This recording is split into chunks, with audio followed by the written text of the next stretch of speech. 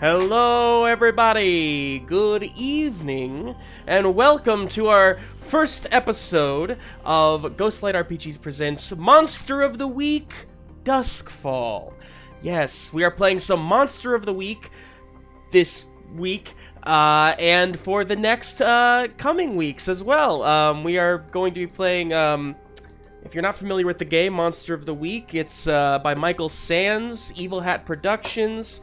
Fantastic, powered by the apocalypse, very simple system, narrative driven, a lot of fun. So we're happy that you're here with us. My name is Justin. I am the keeper for this game, the game master, if you will. And with us we have lots of new friends. So let's pass it over to Emma to start us off. Oh, and also, sorry, introduce yourself and tell us your favorite monster flick. What's your favorite monster movie? Putting me on the spot, Justin. I know, I love to do it. I'll go first to give you... Yeah, there you go. I think my favorite, and I don't know if this is my favorite, this is just what came into my head when I created the question 2 minutes ago. Cloverfield? I think I like Cloverfield. It was a fun one. Just kind of, like that mystery of what the monster is, and just kind of, there's some real fun stuff there. So, okay, Emma, that's all the time I bought you. Okay. Hi, I'm Emma. My pronouns are she, her. Are we saying what our characters' names are? Did you say that? You can say the name, sure. Just don't say much about them. We'll kind of get that later, so. I'm playing a character named Nels, and my favorite monster movie, I don't know if this counts, but I really like Scooby-Doo on Zombie Island. It's the cat beasts counts. And the zombies. It's the best of both worlds, so. Truly. And I'm gonna pass it to Ben. Hello, my name is Ben Issacs. I use he, they pronouns. And I think very easily, my favorite monster movie is Alien. See, I missed that easy. One in my head. It's a good one. It's a good one. Who are you passing it to, Ben? I'll pass it over to Taylor. Hi, everybody. My name is Taylor. My pronouns are she, her. I play Percy. My favorite monster movie was Taken by Ben. So I'm just going to go ahead and say 28 Days Later is a good runners-up there. I love it. I thought you were going to say my favorite monster movie is Taken. Liam Neeson's Taken. And I was going to say, he's a monster. Taylor. No. He's a monster. Never. That's a good, you could argue the point. I'm going to pass it on to Jess. Hi, I'm Jess. My pronouns are she, they, or any, said respectfully. I play a character named Mac. And my favorite monster movie, and I've definitely said this before, so it's going to lose all its sparkle, but I specifically enjoy the niche of TikTok that is Twilight parodies. I don't watch monster movies, so that's as close as you're going to get. Twilight parodies. I don't Are there like a lot Twilight. of those? I like the Twilight. Yes, and they're amazing. Yes. Smallest Kyle is the best. Anyway. You're gonna have to send me. I will! I'm gonna have to watch them. Okay. Good. Who are you passing it to, Jess? Oh, Jake. Oh yeah, I guess Go, there's only go, one Jake. person left. Hi there, I'm Jake Golliher, the last one. My pronouns are he, him, and favorite monster movie. I just watched The Thing for the second time in my life. So much better than I remembered it being, but I love that movie. I don't know who to trust, and anyone could be a monster. I love that. It's very good. It's very relevant, Jake. Anybody could be a monster, truly. We have a wild, just a bit of wild coming at your way tonight, everybody. So we're really happy that you're here with us. Before we jump into the actual story and whatnot, and the actual game itself, let's go through a bit of announcements here. So, first of all, Monster of the Week Duskfall is rated R in some capacities. You know, a bit spooky, a bit violent. There's gonna be language. It's gonna be a monster fest, really. But we won't do anything extremely graphic. And if we do, you know, I apologize in advance. But if we do anything, what am I trying to say here? So we use safety tools called color cards, like these right here, that kind of help us not, you know, make each other uncomfortable by any means, stay respectful of each other's boundaries, so if you see us holding up a color of some kind tonight, that's what that is. Very helpful, you know, tools. Highly recommend you use them in your own home games. And what else? So yeah, this is the first night that we're trying something new here. So for those of you who have been with us for a little while, you may know about our Patreon already. Our Patreon is a great way for you to support the channel outside of just subscribing on Twitch, which is also a great thing. We really appreciate your support. So I don't know, we don't really talk about money too much, you know, on the channel or on the stream or anything like that. Up until now, we've never had none of us have gotten paid. And I say none of us, meaning from the top to the bottom of everybody in this company, none of us have ever paid ourselves or had the opportunity to pay our artists. The exception being like visual artists or some composers we've paid.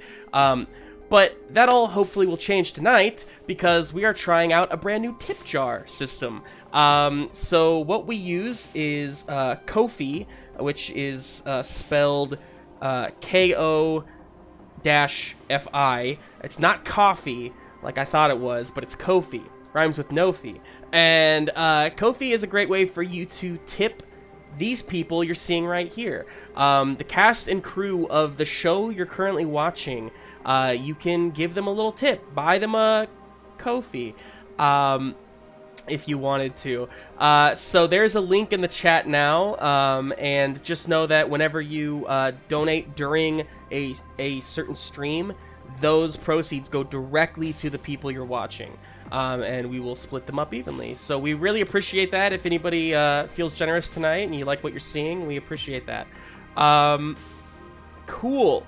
Outside of that, the last thing I wanted to mention is that this is actually a somewhat spin-off / continuation of a one-shot that we did just last month in October. That was called Monster of the Week Shadows in Smalltown. It was a one-shot with a few of the people that you're seeing here, but we have some new players as well for this one. You don't need to watch that in order to understand what's happening here, but it does really build a world for you that you're going to see played out here. So if you're interested in that, you can find that VOD on our YouTube, just Ghostlight RPGs, along with all of our other past streams. We just did a 24-hour Halloween stream last month that was 24 hours of content, and it was wild. Tons of other stuff on there. You can see literally every one of these faces in something on that YouTube channel, so hope you'll check that out. Okay, that was a lot of announcements. It's our first episode. We had a lot to get through. But why don't we go ahead and jump into the town of Smalltown. Monster of the Week Duskfall begins in Smalltown, Colorado. It's a very quiet, one could argue village. It definitely has a town square. There's, small shops and local, obviously everything's local, but locally owned businesses, small businesses and things like that. And everybody knows everybody, and, everybody's pretty kind to each other. It's a very tolerant place. Smalltown is one of many locations around the world that just happens to be sitting on a crossing of ley lines. And where these ley lines cross, the term I used the other day I really liked, the membrane of reality is thin, and it allows for emergences from other planes of existence to kind of open up, allowing monstrosities of many kinds to enter this world. So with that in mind, all of these little places around the world rely, to be clear, civilians have no idea that these things exist, that monsters come out in the night, and would pretty much be shit out of luck if it wasn't for an organization called the Duskfall Society. And the Duskfall Society is basically an old, ancient organization, we'll say. You could use the term cult, you could use the term,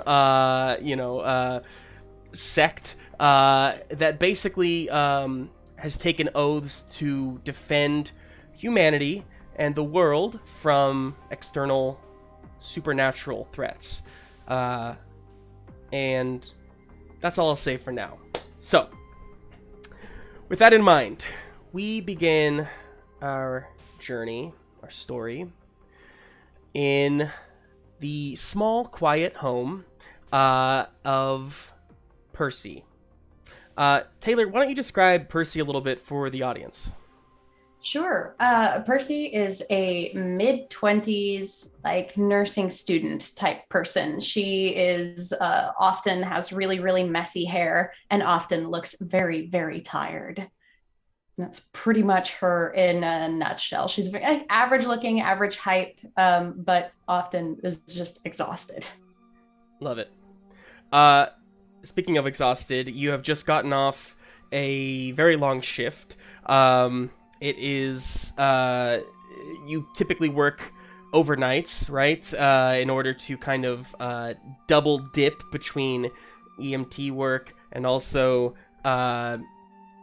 work for the Duskfall Society. So it is dawn, and you have come home to once again find your Nana, Sue. This is her home. This is her house she's lived in for decades, and ever since you moved in with her as a child, it's been your home as well. But you see, just like always, she's up. She wakes up super early so she can be there when you walk in the door, because she knows that she only has little bits of time with you. So you walk in, she's watching oh man, what's she watching? She's watching one of those Twilight fanfics. What'd you call those, Jess? The Twilight spin-offs? Parodies, yeah. A Twilight parody she's watching. Perfect. Yeah, you walk in the door. Percy! There you are. Hey, Nana. How are you? Oh, I'm doing okay. Just watching this fun movie. What is that? Is that Twilight? Oh, no. This is Harry Potter. Oh, okay. Did you get the note that I left on the fridge? Did you eat breakfast and everything? Not yet. I was just waiting for you. And she starts getting up. No. Nana Sue is just the sweetest woman. You know that she lived a hard life. You know that she, her memory is really going, and truly she's just, well, most days if she if she has like a good conversation with you, it's a pretty good day. But she gets up, she starts going into the kitchen. She asks, "So, have you did you have a good day at work or night? Nothing too bad, I hope." No, it was all right. I mean, you know, small town, nothing really happens here. I mean, we had that one guy who was super, super drunk and he just needed a ride back to his place pretty much. But that was pretty much it. A really slow night. Oh, are you talking about Mr. Klein? I heard that can't tell you, Nana. Oh, HIPAA. right. We've had this conversation. I know. I just I get so bored here. I wish there was. I know. She just starts cooking or pulling out the breakfast and whatnot. She looks to you, Percy. She puts down what she was doing. She just turns and kind of just like looks at you, and she's just staring at you. Yeah, Nana, is there something you need to talk about? She just keeps staring. Nana, you're kind of making me a little uncomfortable. What's going on back there? Victoria? No, Nana. She's not here. She is somewhere else. She just looks very confused. Nana,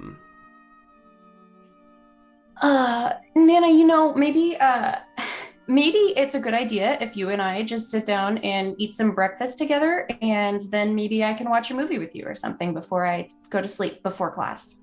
She just starts nodding and kind of walking over towards you, puts her arm around you and just kind of gives you like a hug. You're taller than her at this point. I mean, I think I'm maybe playing up her age a little bit. She's only 70, mid 70s really. But this like dementia hit hard, and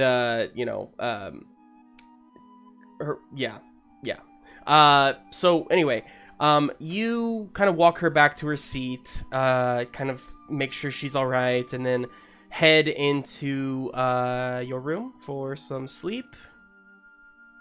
Mm-hmm. Cool. You go into your room, you lay down. You know that you have to meet up with the society later, in just a few hours actually, because it's your turn to take over for training Winnie. There is Winnie being one of the basically your new initiate there at the in this chapter of the Duskfall Society, which we'll meet her later. But is there anything else you want to do before you kind of fall asleep? Nope, that's pretty much it. Cool. Go ahead and roll me a this is just gonna be a straight up weird check. Okay. Not even a check. It's just a straight up weird. For anybody who isn't familiar with Monster of the Week, the simple mechanics of this game, you roll 2d6, two regular little square dice, just cube dice, and you add one of 5 different modifiers, either cool, tough, charm, sharp, or weird. And then, depending on what you get, a 6 or lower is a failure, a 7 to a 9 is a partial success, and a 10 or higher is a complete success. That's the gist of the game, everybody.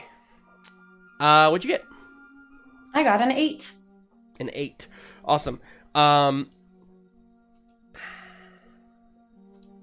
You have a hard time falling asleep. You can see the sun kind of coming up through like the blinds in the window, and you find yourself just kind of like staring off as you hear like the kind of white noise of the TV coming from the living room. Little dust like particles kind of float in the kind of sunlight that is peeking through the blinds, and you can't help but like stare at them to the point where your eyes you almost like you notice too late that you were just like leaving your eyes open and not blinking, and your eyes like are watering a bit. And when you notice that, of course, you kind of course correct, but that as you close your eyes and start drifting to sleep, that those dust particles, you find yourself just picturing them, envisioning them. And as you truly find sleep, the dust kind of takes the shape of a girl. You see a girl made of dust, you know, floating kind of through an ether. It's a dreamscape. It makes sense. It doesn't make sense. There's parts of it that are from memory, and there's parts of it that clearly are not. And you find yourself watching this girl just kind of floating through elements of your life. Your childhood, you know, going out to the lake with your dad, with your sister. You see that she floats into your childhood home.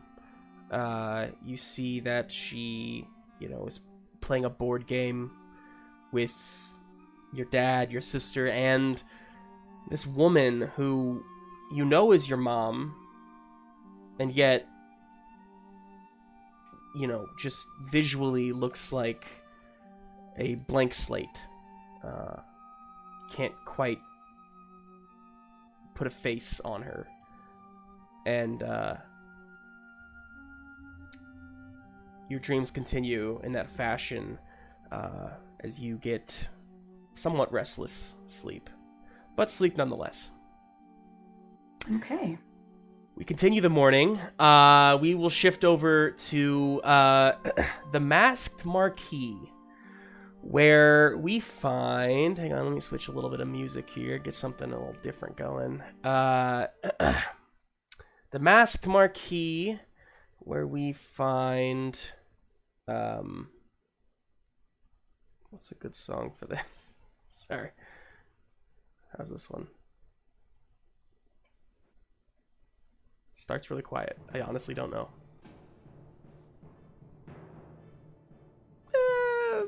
It's fine. We'll keep it quiet. We don't need a good song for this one. So the Masked Marquee is the costume shop / movie theater in town.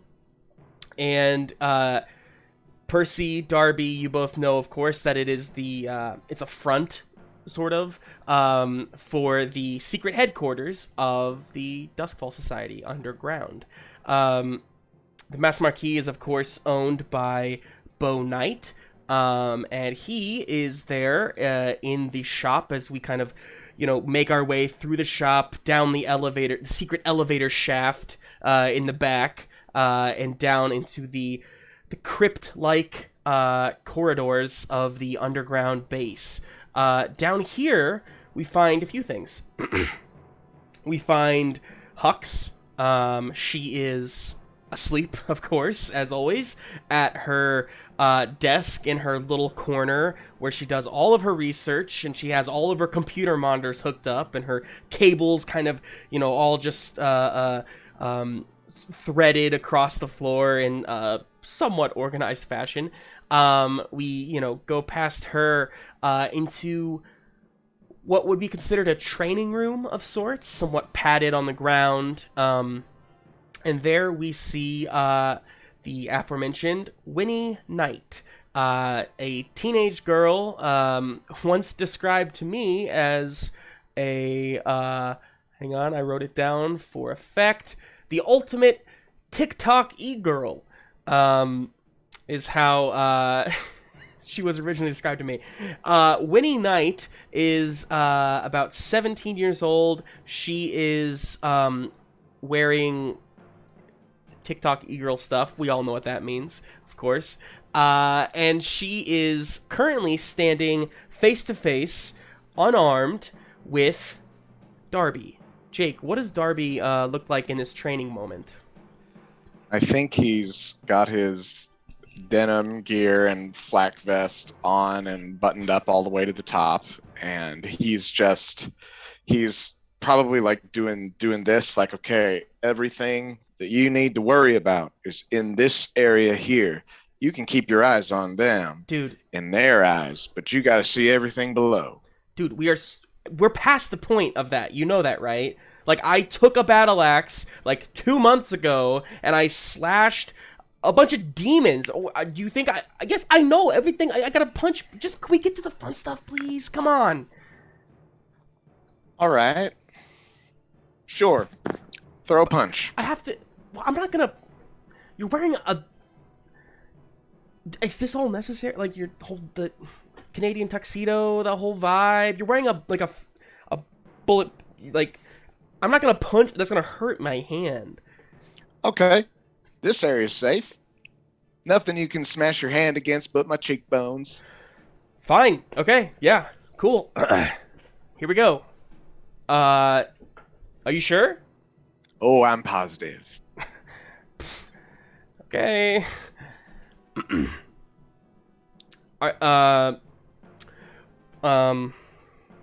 Eyes here. Do this. What? I'm right here. Yes, I know that. Thank you. I just need to breathe for a moment, okay? Just a punch. You can do this. Come on. Oh, okay. Could you I got this. Would it help if I stopped? She swings wildly at your face, completely misses, whiffs in front of your face, almost like throws her body into it a little bit, and kind of has to like correct herself as she almost like falls over. She says, "Okay, no, that was just practice. Hang on, I got this. I'm better with the axe. If I could just get that axe, my mom's axe, I think I'd be better off. Because did you? Monsters aren't going to wait for you to get your mom's axe. I'm trying to make you the weapon. You know, when I train with Winnie, with Percy, she's really not this. You know, you're just very. It's just. You gotta loosen up, dude. Like, do you like, what do you do? What do you do when you're not here? I work in the wood shop. Right. Cooper's wood shop. Okay, cool. What do you need from me, Winnie?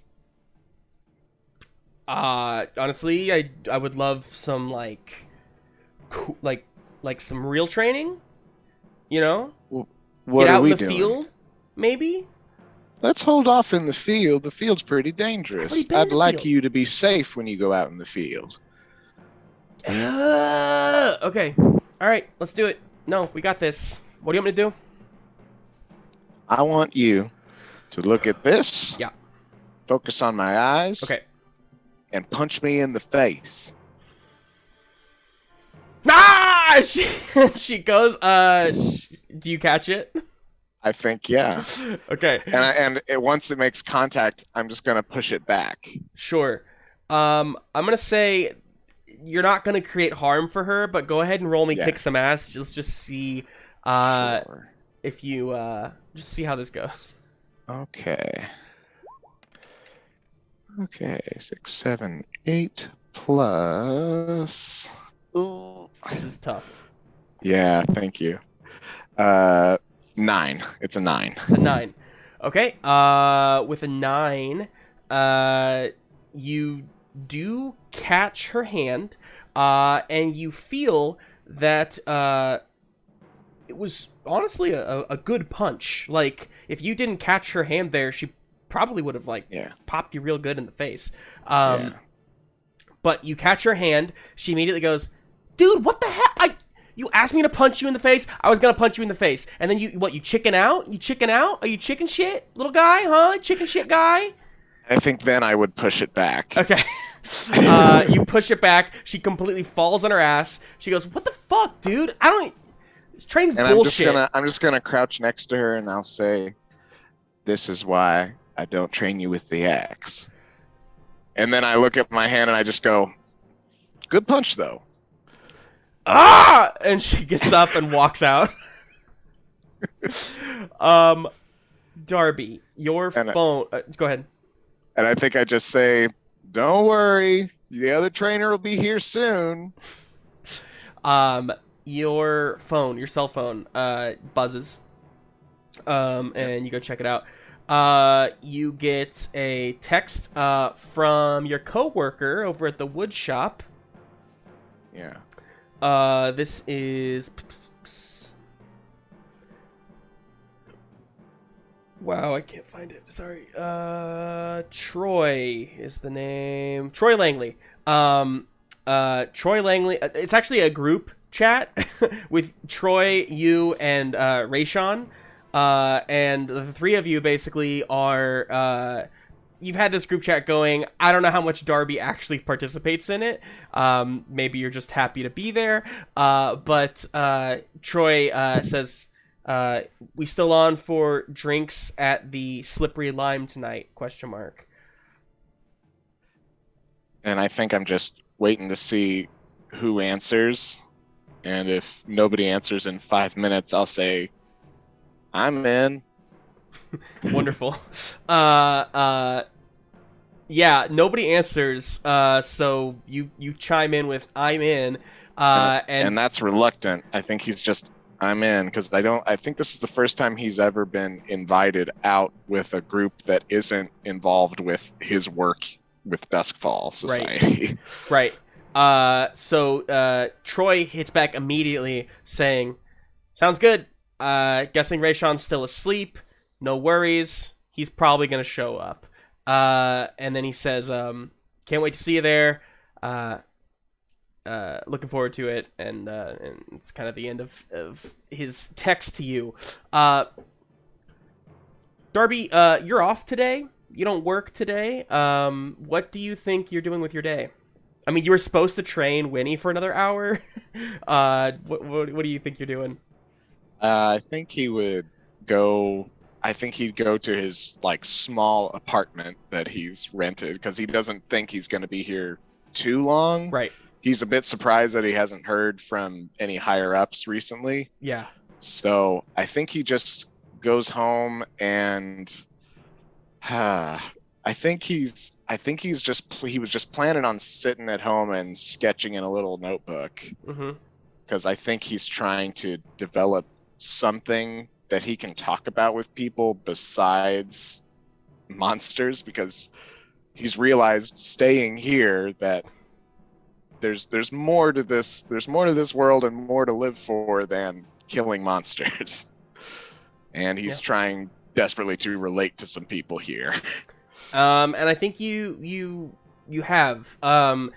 So I haven't said this really yet, but the one shot in which Darby and Percy were introduced took place on October 8th in World 2021. It's modern day. It is now, today is December 22nd. So it is it has been over 2 months since you were put here, Darby, and it's definitely feeling like you may be here for a bit longer. You haven't heard from any of the higher ups about what's next for you, why they aren't pulling you out. It seems like the immediate threat stopped, so what's the deal? But you head back to your apartment, walking through the snow. It's a quiet morning here in town. Not much going on, honestly. The snow is paved, so the streets, kind of somewhat slick, but not super packed. But you walk your way back, and that is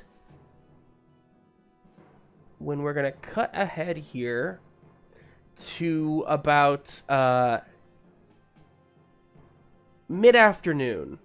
Mid-afternoon that day. Percy, you and Darby both find yourselves in the Duskfall Society headquarters there, underneath the Masked Marquee. You both are chatting with Wilson Knight. Wilson is the deputy sheriff of town. He is Winnie's uncle. He is Beau's husband. And he is the leader of this chapter, this branch of the Duskfall Society. He is technically, his title is Guardian. He is a guardian here in the Duskfall Society. You all are hunters. He has been talking to you just about like assignments for the night, basically, like going on patrol and whatnot. And he says... He says, he kind of addresses Darby and Percy, both of you. He says, so, and to be clear, it's you two, it's Hux, and that is it. Winnie is not here. She's still in school right now. And so, like, today's her last day, basically, before, like, winter break. And he asks you two, though, he says, so... how is training coming for Winnie? Be honest. Look, I need to know. I can take it. Is she... Well, she's a little resistant at times. She seems a little...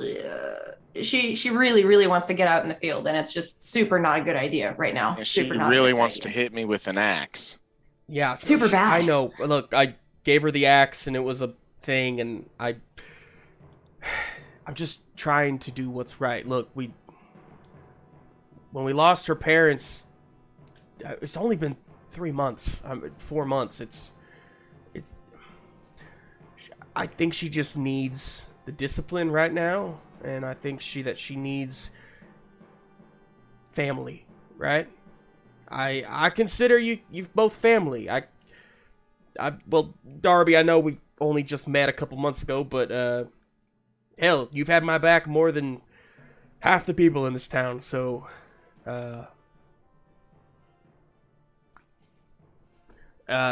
Beau has, really wanted me to, extend an invitation, to you two, to you three. Sorry, Hux, forgot you were back there. You're so quiet.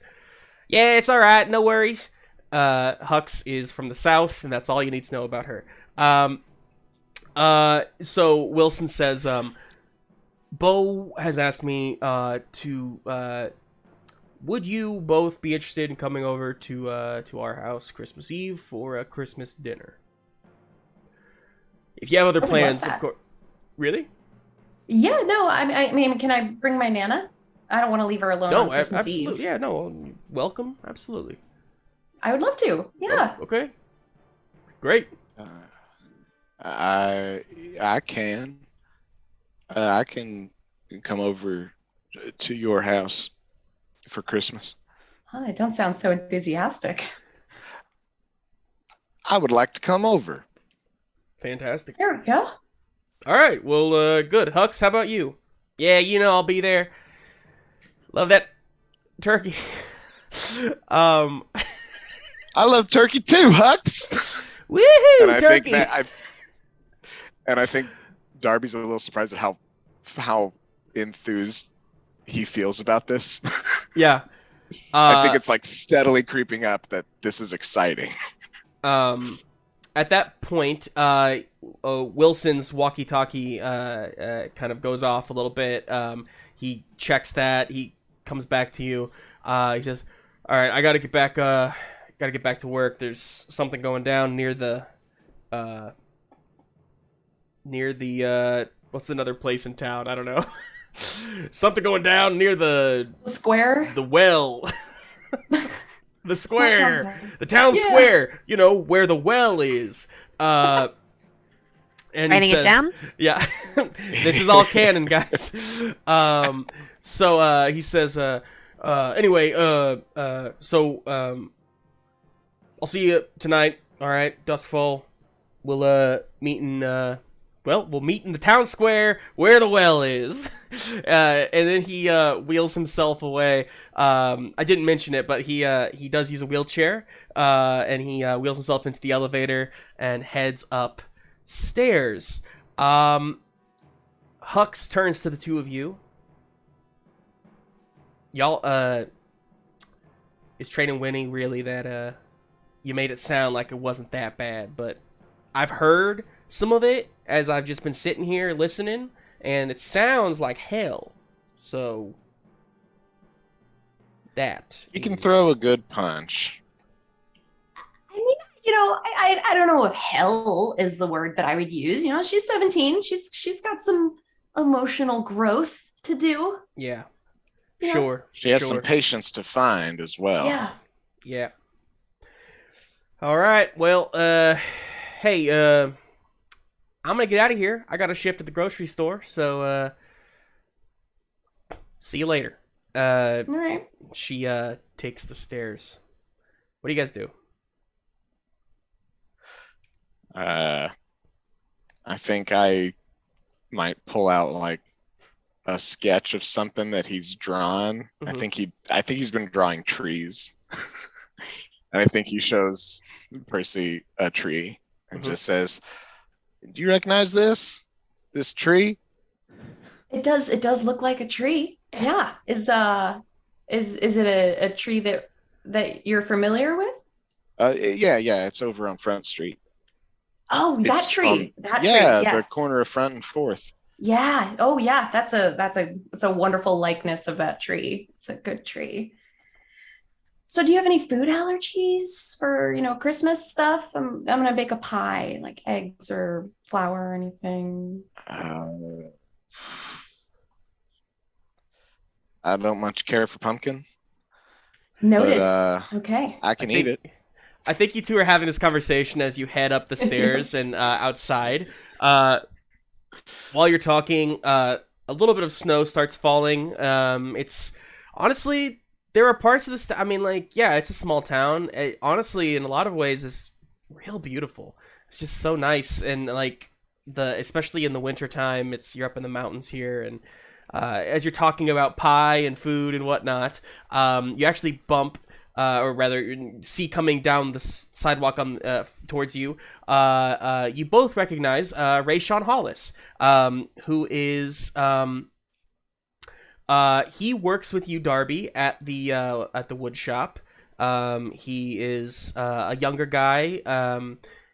Percy, he actually went to school with you here in Smalltown. Like you, he moved here around that same age, pre-teen, or I guess, how old were you when you moved here? Young? I was like 10-ish. Yeah. I'd say. Okay. Sure. Anyway, he sees you, Darby. Hey. We on for tonight? Yeah. Get a Yeah, treat? you haven't answered that text yet. Everybody's wondering where you are. Oh yeah, no, I saw it, and I figured I'd show up. Yeah, hey, Percy. Hey, How are you? How are things? great. Just doing wood stuff. Wood stuff. Hey, you guys know each other? Yeah. We know each other. Cool. Yeah. Cool. Hey, we're getting drinks tonight. Percy, do you wanna come? Slippery Lime? It's the only place in Ooh. town.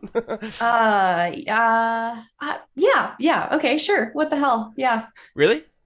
Yeah. Really? Yeah, really. Yeah. Cool. Or did you not expect me to say No, yes? I can say no if you want me to say no. I'm good. I have to go Okay, to yeah. work. He keeps walking by you. I'll see you tonight. Can't wait. See ya. Okay, see ya. Oh yeah, bye, Darby. He keeps walking. You guys keep walking down the sidewalk. Sorry. If there's any aftermath of that conversation you wanted to have here, go ahead. Is he always like that? When he's awake, I guess. I don't know. All right. I haven't talked to him much. Well, we'll see how that goes when there's some booze in him too. I suppose we shall see. And then in front of you, the sky opens up about 10 feet off the ground, and a hazy, dark purple, mist just ekes out in front of you to the point where it's like somebody dropped like a smoke bomb in front of you. And standing there in front of you, Emma, Ben, Jess. The three of you emerge in a snowy, cold environment. You feel solid ground beneath you as you kind of land, almost like stumbling really to a fall. And you're in another world than the one that you have been in for a while. Jake, Taylor, Darby, and Percy see in front of them 3 figures. Nels, why don't we start with you, Emma? Go ahead and just describe us what Nels looks like. Nels is on the shorter side with an average build. She has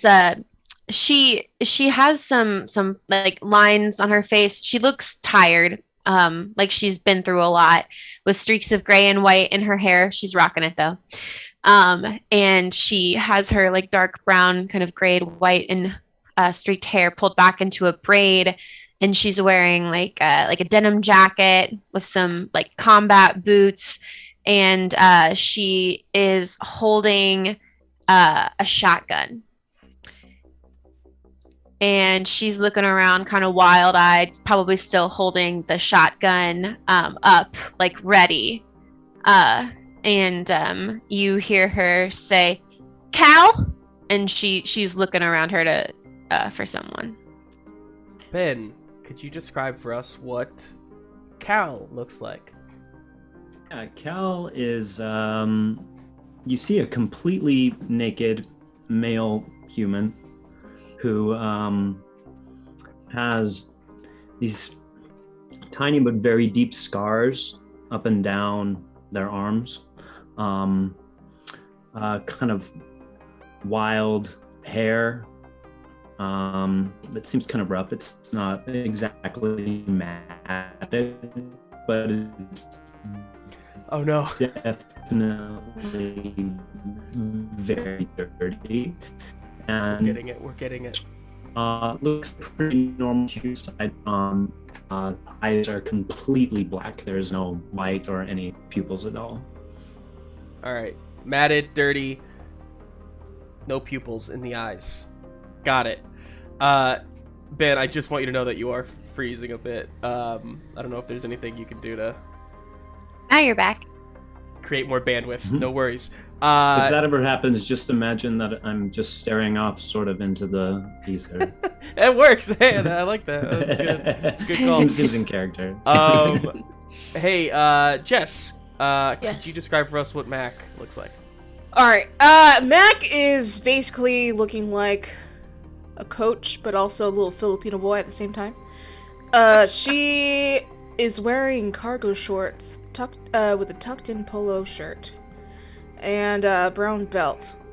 Looking very fashionable, very cool, with carabiner on her left hip, with several keys. She doesn't know where they go. It's just there. The keys are sort of bound in a way that they don't jingle, though, so it kind of defeats the purpose of the classic status symbol that is the carabiner. Let's see. She currently has her brass knuckles on. Not sure why. Hair is very tightly pulled back in a ponytail. And just look very ready to fight anything that touches her at any moment. Absolutely. And I think to add on to all three of you, there's just a layer of grime, exhaustion, and just overall, like, uncleanliness to all of you.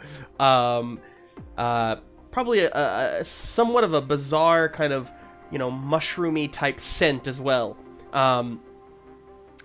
And all of that just lingers in this cold, dead air here, as we see Percy and Darby standing. The mist kind of just blows away in the wind, and as soon as it was there, it's gone again, and there's just these three people. So Percy's just gonna kind of stand there for a second and like really slowly like pull out her phone and just like take a picture and send that to our guardian. I can't remember what his name. What is his name? Wilson. Yeah, she's gonna send it to Wilson and give him a call, and it's like, hey, hey, Wilson, can you be here like right now, immediately, please? And I'm gonna. Yeah, as you're dialing this, yeah, for sure. Go ahead, Jake. And I'm just gonna put my hand on her back and step in front of her just a little sideways, and I'm gonna pull my mitten. I'm just gonna hold my hands up, and I'm gonna pull my mitten back and say, "Hello there," and try to talk directly to them, because I don't think we have the time for Wilson. I'm gonna let her handle that, but I'm gonna try to talk to them. Nell's is gonna turn to face Darby with the shotgun still lifted, and she says, "Who goes there?" My name is Darby Bennett, and this here is Percy. And you are? Nell's. Where are we? Where'd they go? What? Are we? You're in the town of Smalltown, Colorado, and it's a few days till Christmas. Did you know all that?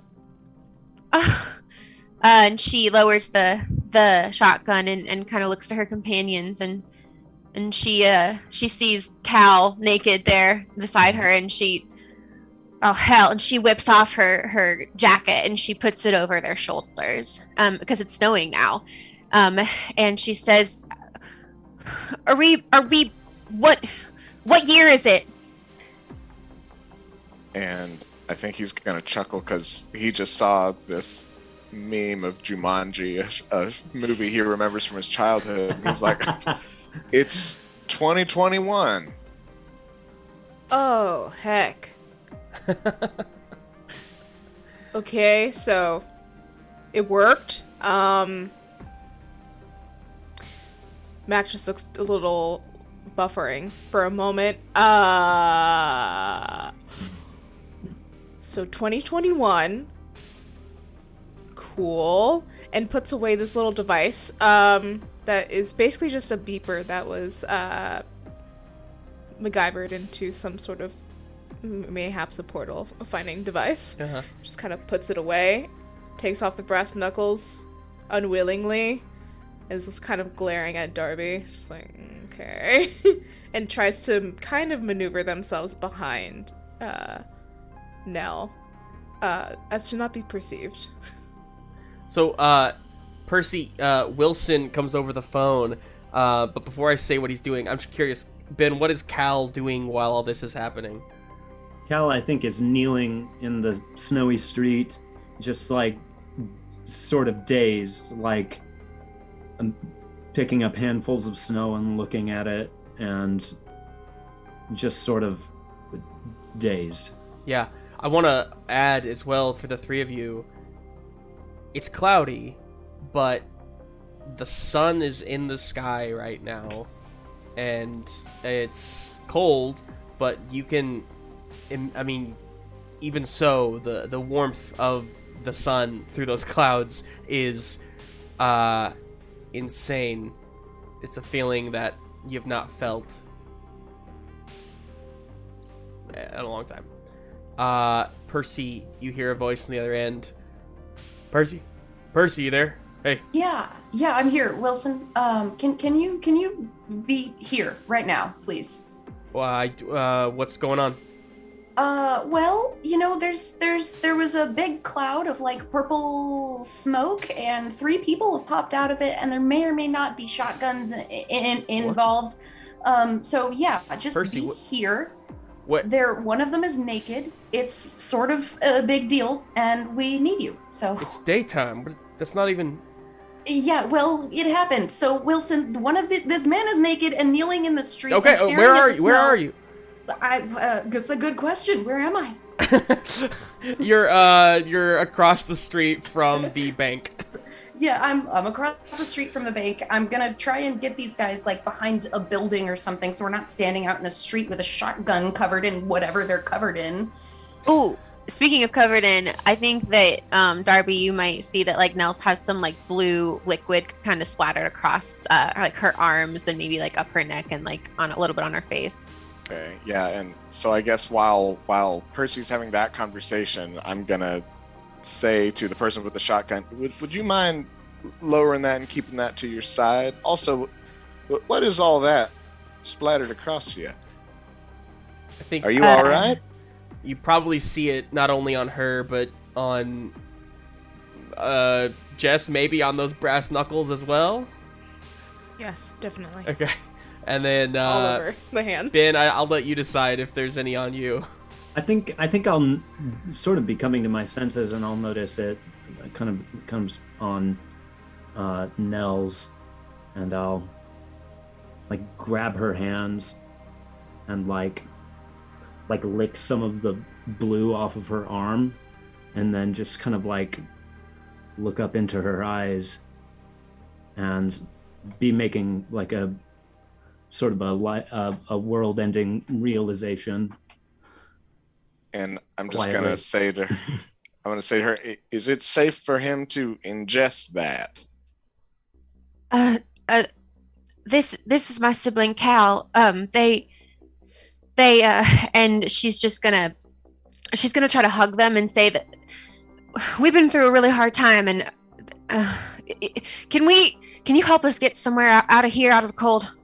Absolutely.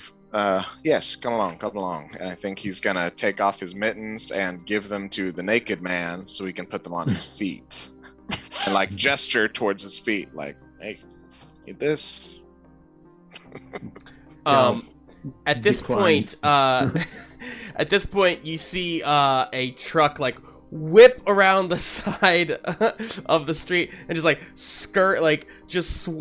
not swerve. It's clearly going straight, but just book it down the street here and come to a stop.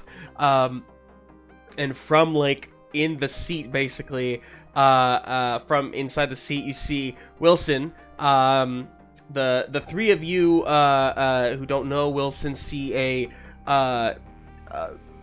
salt and pepper beard, slicked back hair, wearing a kind of a khaki colored shirt, button down shirt, and you do see like a little police badge that would be recognizable to you as police essentially. But you see that he looks down and says, Darby, Percy, everything okay here? I'd be willing to say no. We're figuring it out. Sure. And I'll say, folks, this here is Wilson. He's gonna help us by taking us to a place where we can talk in a little bit more comfort and warmth. Are you comfortable following us? Yeah. Nels is gonna look to Mac and say, kind of under her breath, Mac, Yeah. is it closed, or is anyone gonna be coming after us? Is the little fun device giving me any information about? Why don't you roll for me? We'll call this investigate a mystery. Let's get a mystery. Let's test this Ooh, out. a roll. Ooh, a roll.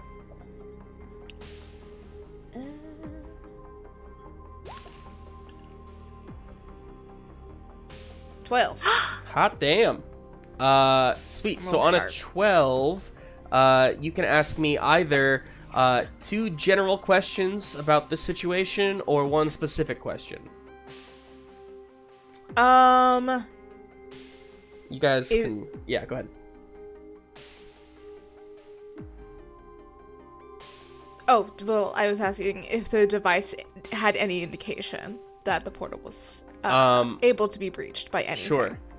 Now, depending on what you say next, this will either be your specific... do you want this to be a very specific question to know, like, or are you just asking generally if there was... Can something come after us? Okay. So, to give you a specific answer here, there is a...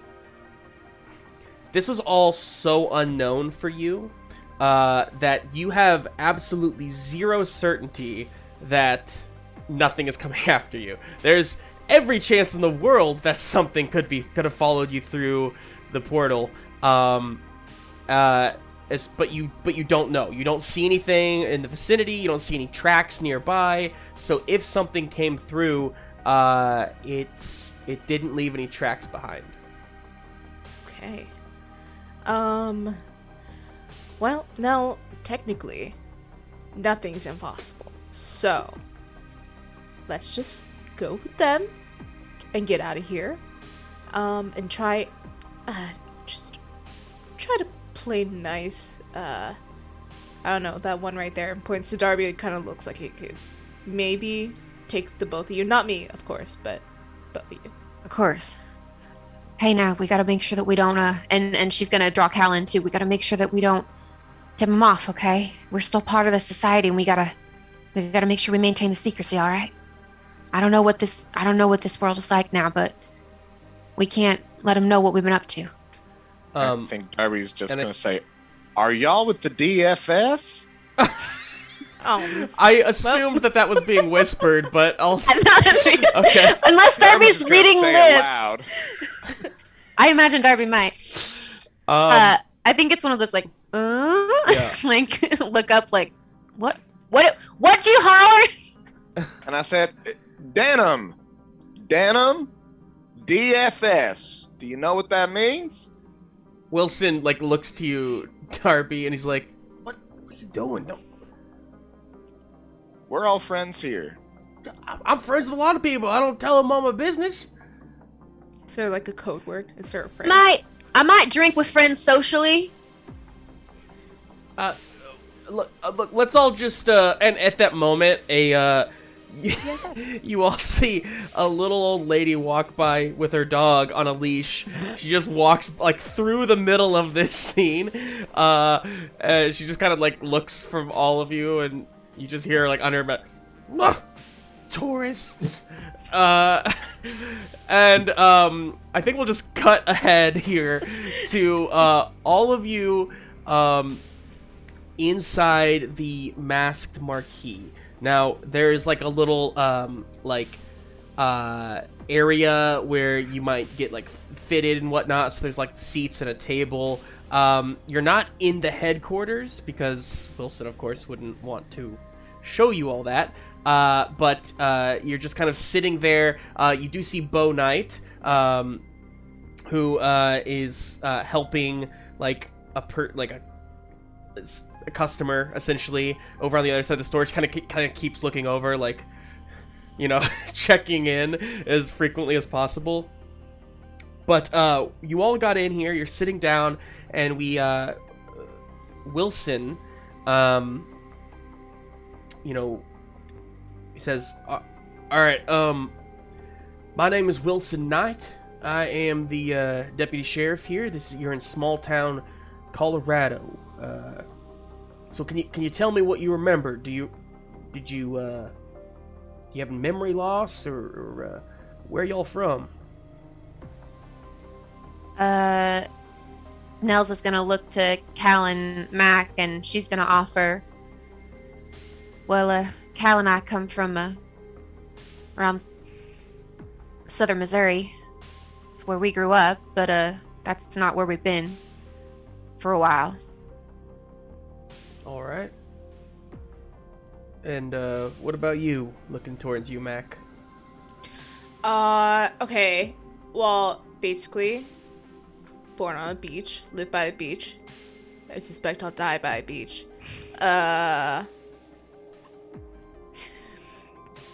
That's all you need to know. Okay, good to know. Thank you for that.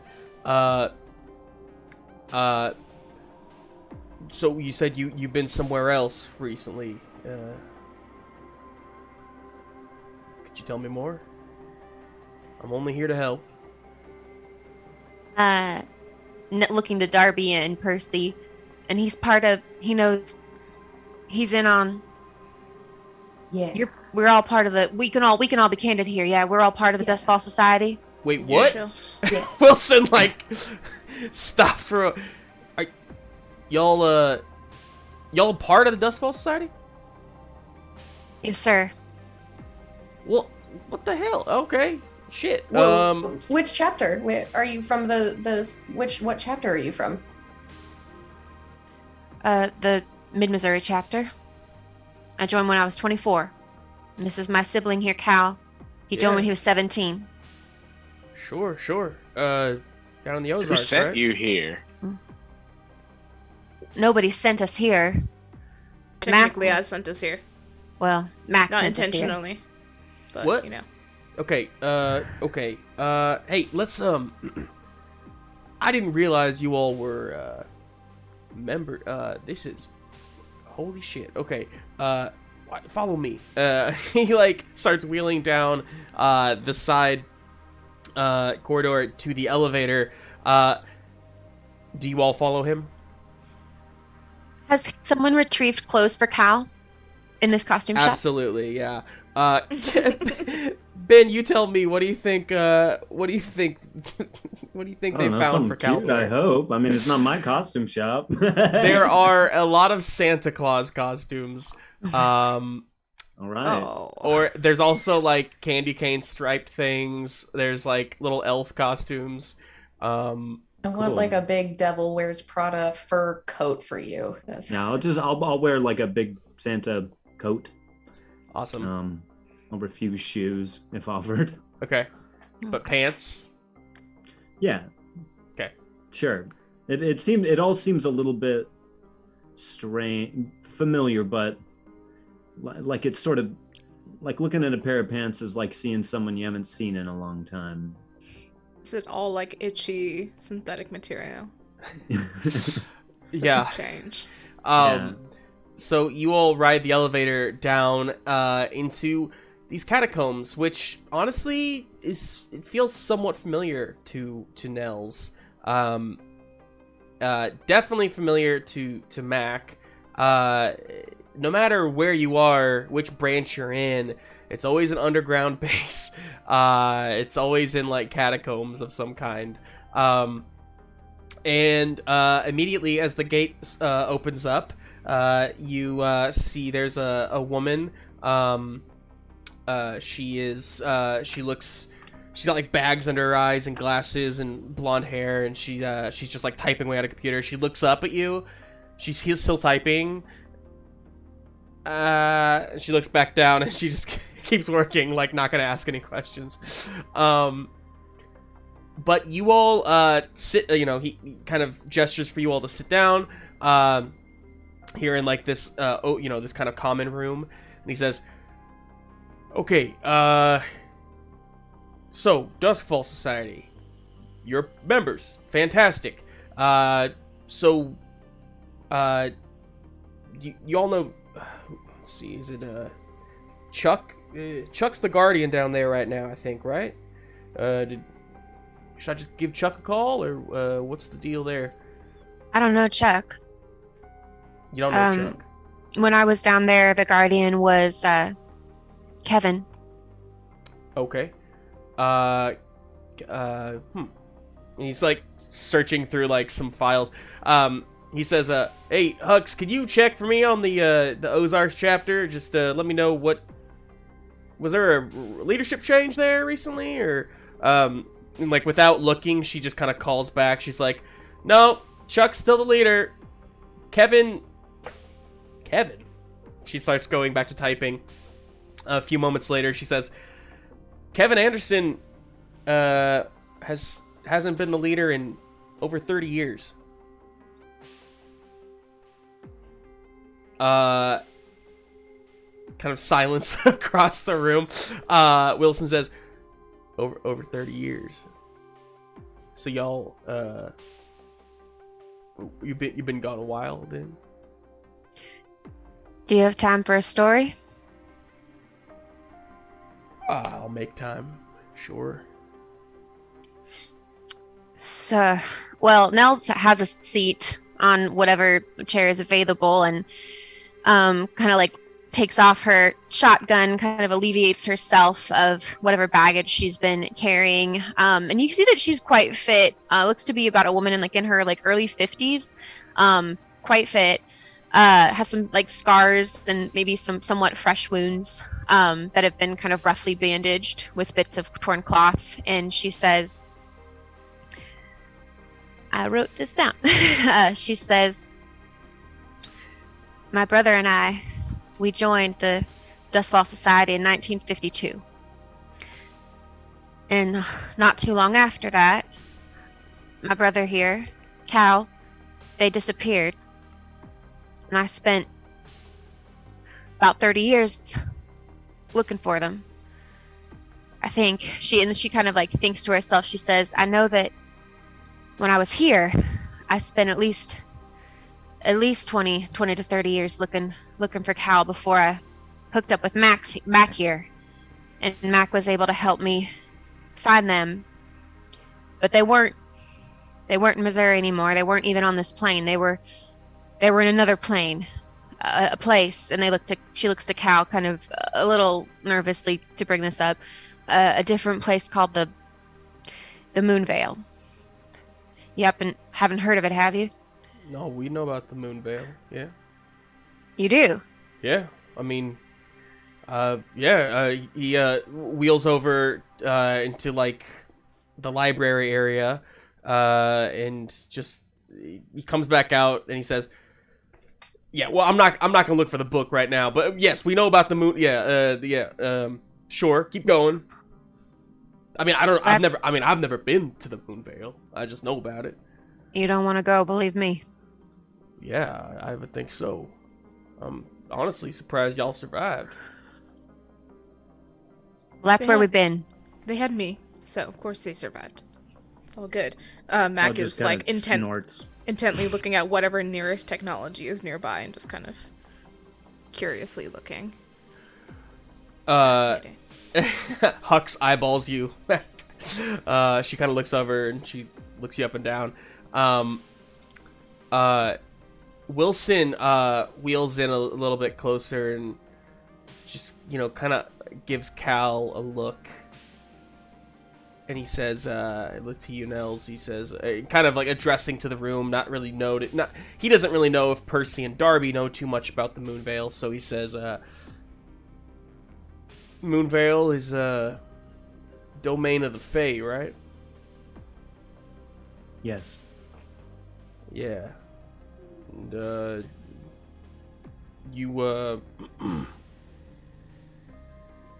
okay over there? You a little sick, maybe, or?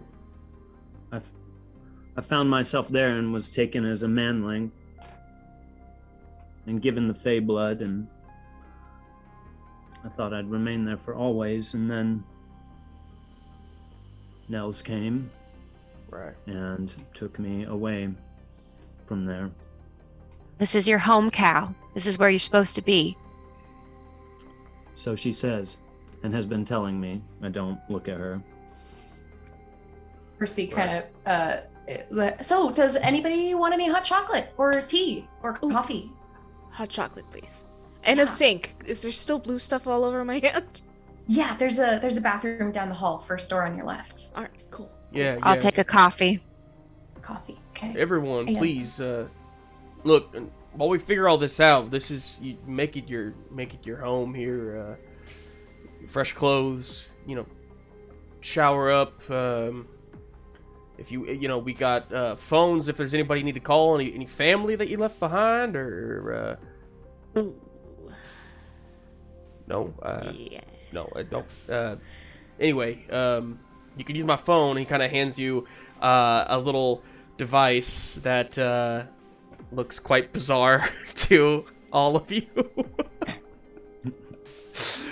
Boy, things sure have changed. Yeah. Mac is gonna get way too into a phone. Mac just snatches his phone. What? Yeah. So I think y'all kind of split off a little bit, right?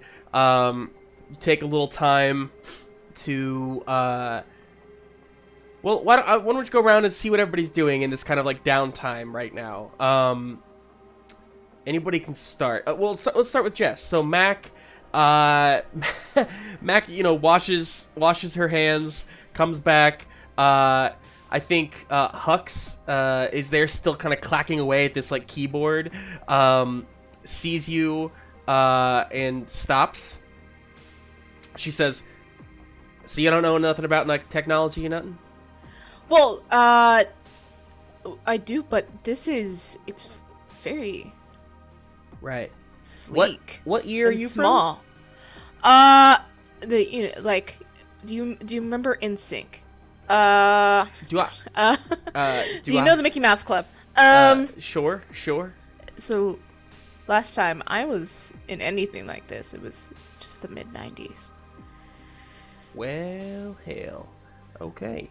And Cool. seems you've advanced past the beeper. Yeah, I was just a kid in the 90s, so Oh. Wild. I'm like older than you. Now. Huh. Well, Maybe. How old could are be you? good for me. I don't know. Anyway, so yeah, have a seat. I'll walk you through the last 30 years, I suppose. Oh my gosh. Yeah, we had a black president. It was great. She What? starts walking you through history and technology. Mac is being very loud. Um, For a tracker, very loud. And excited. what's everybody else doing? I think I'd probably find Nell's in maybe a private moment, and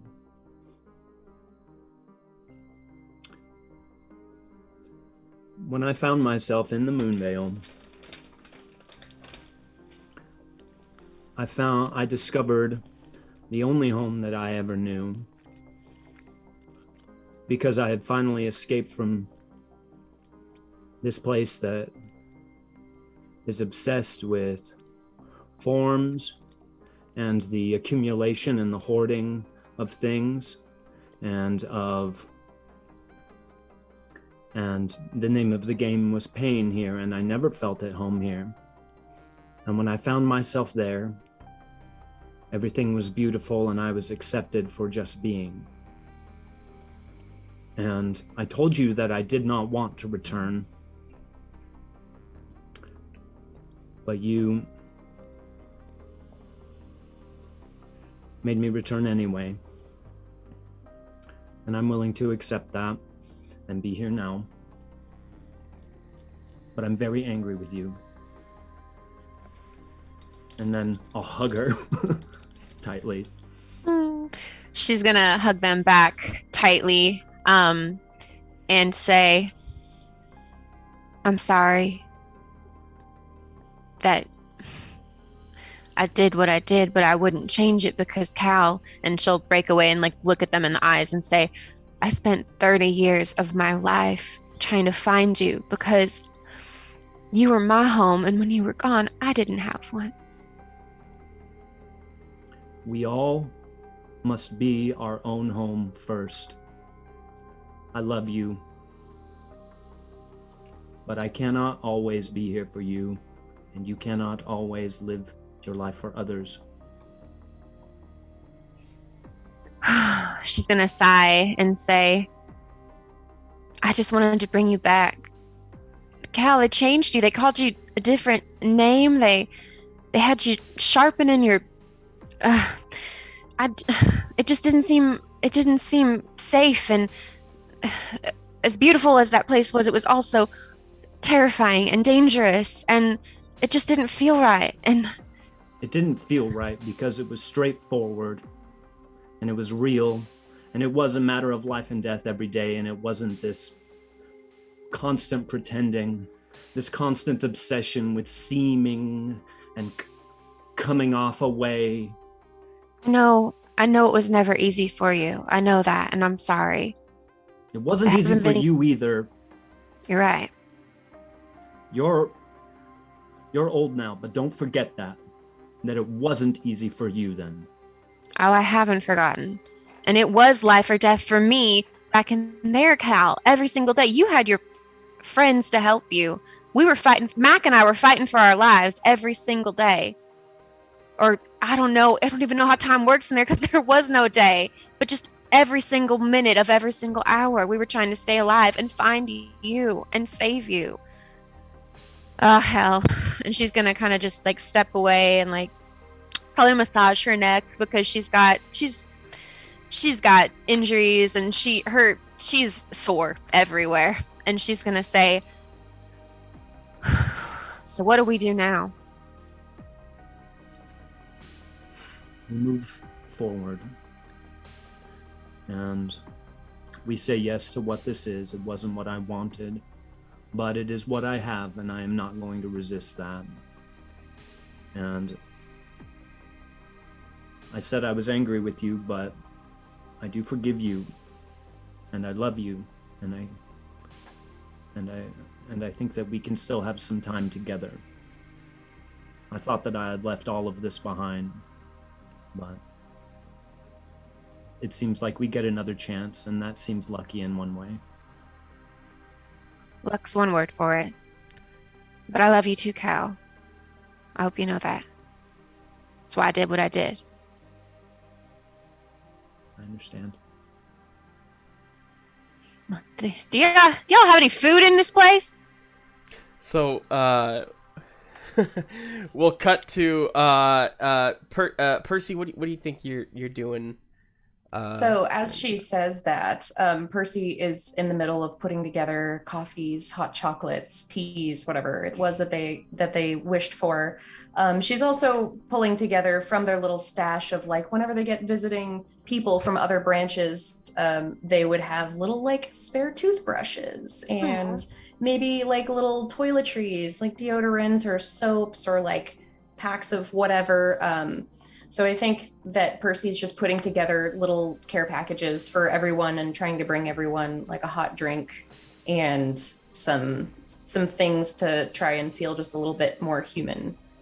And I think Darby is kind of following her to see like how can I help? Where do you keep whatever? Just trying to see if I can assist in speeding up that process because I don't think Darby's used to being the hospitable one. I think he's used to being a guest. I think Percy would also take the opportunity when she gives everyone their little care package to take vitals on all of them. Awesome. Cal will take this care package and like open it and like smell the deodorant and say, you prefer to smell this way rather than how you smell normal.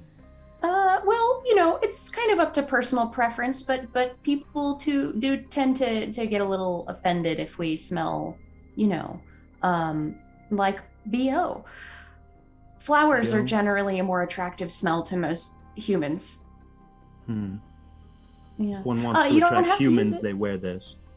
Yeah, if you wanna smell like flowers, you don't have to smell like flowers. You're totally welcome to smell like whatever you want to smell like, but it's an option that's presented to you. The toothbrush, however, I will mandate. Okay. I think Darby passes with the tea kettle from behind her, and I just say, if you don't want to repel humans, you put this on, and then I keep walking. It is around that time that you hear a loud shit. Percy! What? Yeah. What? Just what is take care of them. happening now? I gotta go. You see Wilson is wheeling himself quickly to the elevator and like closing the grate and stuff. he just says, I gotta go. Just look after things, okay? Just don't let them out of your sight. And he's going up. Anything you want to say to him before he I'm leaves? gonna shall- try and go ahead. I want to say, well, where are you going, Wilson? He says it's the sheriff, and he's gone. Right. So you all have a little bit of time to, like, you discuss some things. For the sake of time here, we'll kind of cut past some of this. But yeah, you have a moment of rest. Maybe the first moment of rest that you've had in a long time, Mac, Cal, and Nels. Maybe a different kind of rest for Cal. But Percy and Darby, you on the other hand are kind of there's a good amount of like alert just kind of all the time right now. Hux has just finished explaining to Mac. She says, and so anyway, that's honestly why I prefer, the Lord of the Rings. The Hobbit was fine. It was just, they really added too much filler in there, and it really just wasn't as good of an adaptation, Huh. So, wait, are all the book to movie adaptations so riveting? Nope. Oh. Nope. Most of them are, no. Although there is really good stuff. So there's one called Twilight. And so, she keeps going on. Ooh. About an hour passes by, as you all just kind of drink your coffee, maybe talk a little bit, but I don't think anything super riveting comes out during this time. It's, yes, I'd like go to ahead. take a shower. You take showers. Yeah. You find somewhat new clothes. I'll let you decide what that looks like for you. But around that hour mark or so, Percy and Darby, on the walkie-talkies that y'all use to communicate and whatnot, you do hear the voice of Wilson come over. Percy, Darby, Hooks, come in. Yeah, Wilson, what's up?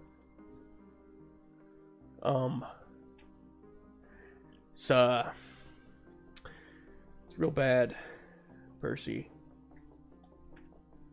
I Do don't you know. need me? We do- I don't know how this happened. It's yeah. Why don't you all come down here? Just be calm about it. Don't stir up any kind of don't stir up any commotion in town or anything. It's the last thing we need right now. But Percy, the sun has not set yet, Percy. What?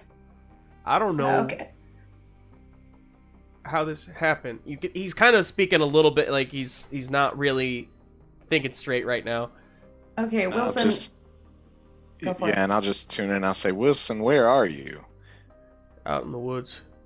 Just follow the Henderson Trail down to the first fork and head east. You'll find me. Do I recognize those directions? Not particularly. Why do you ask? Because of the woods and my grandfather. Ah, that actually happened not here. That was in. Okay. That was not Elsewhere. here. Oh yeah, that's right. Okay, never mind. So yeah, Percy's gonna ask Wilson, do you want the new guys too, or you just want Darby and I? There's a long pause, and then he says, "No, they may want to see this. Yeah, go ahead and bring them." All right, copy that. And I say, Wilson, are you all right? Thanks, Kate. He says, "Yeah, no, I'm all right. I'm fine. Just get down here, all right?" All right, we're on our way.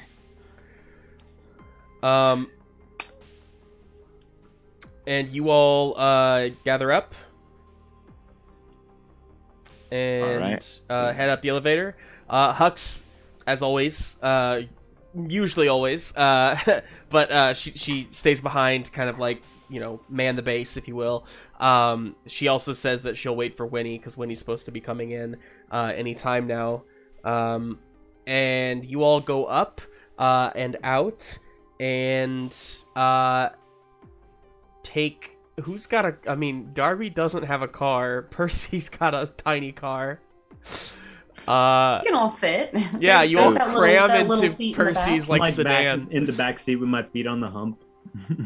Yeah. Does Winnie have a car? Has Winnie left her car there? Winnie doesn't have a car. It's such a small town. She usually just walks everywhere. But y'all all pack into Percy's car and take off down the road.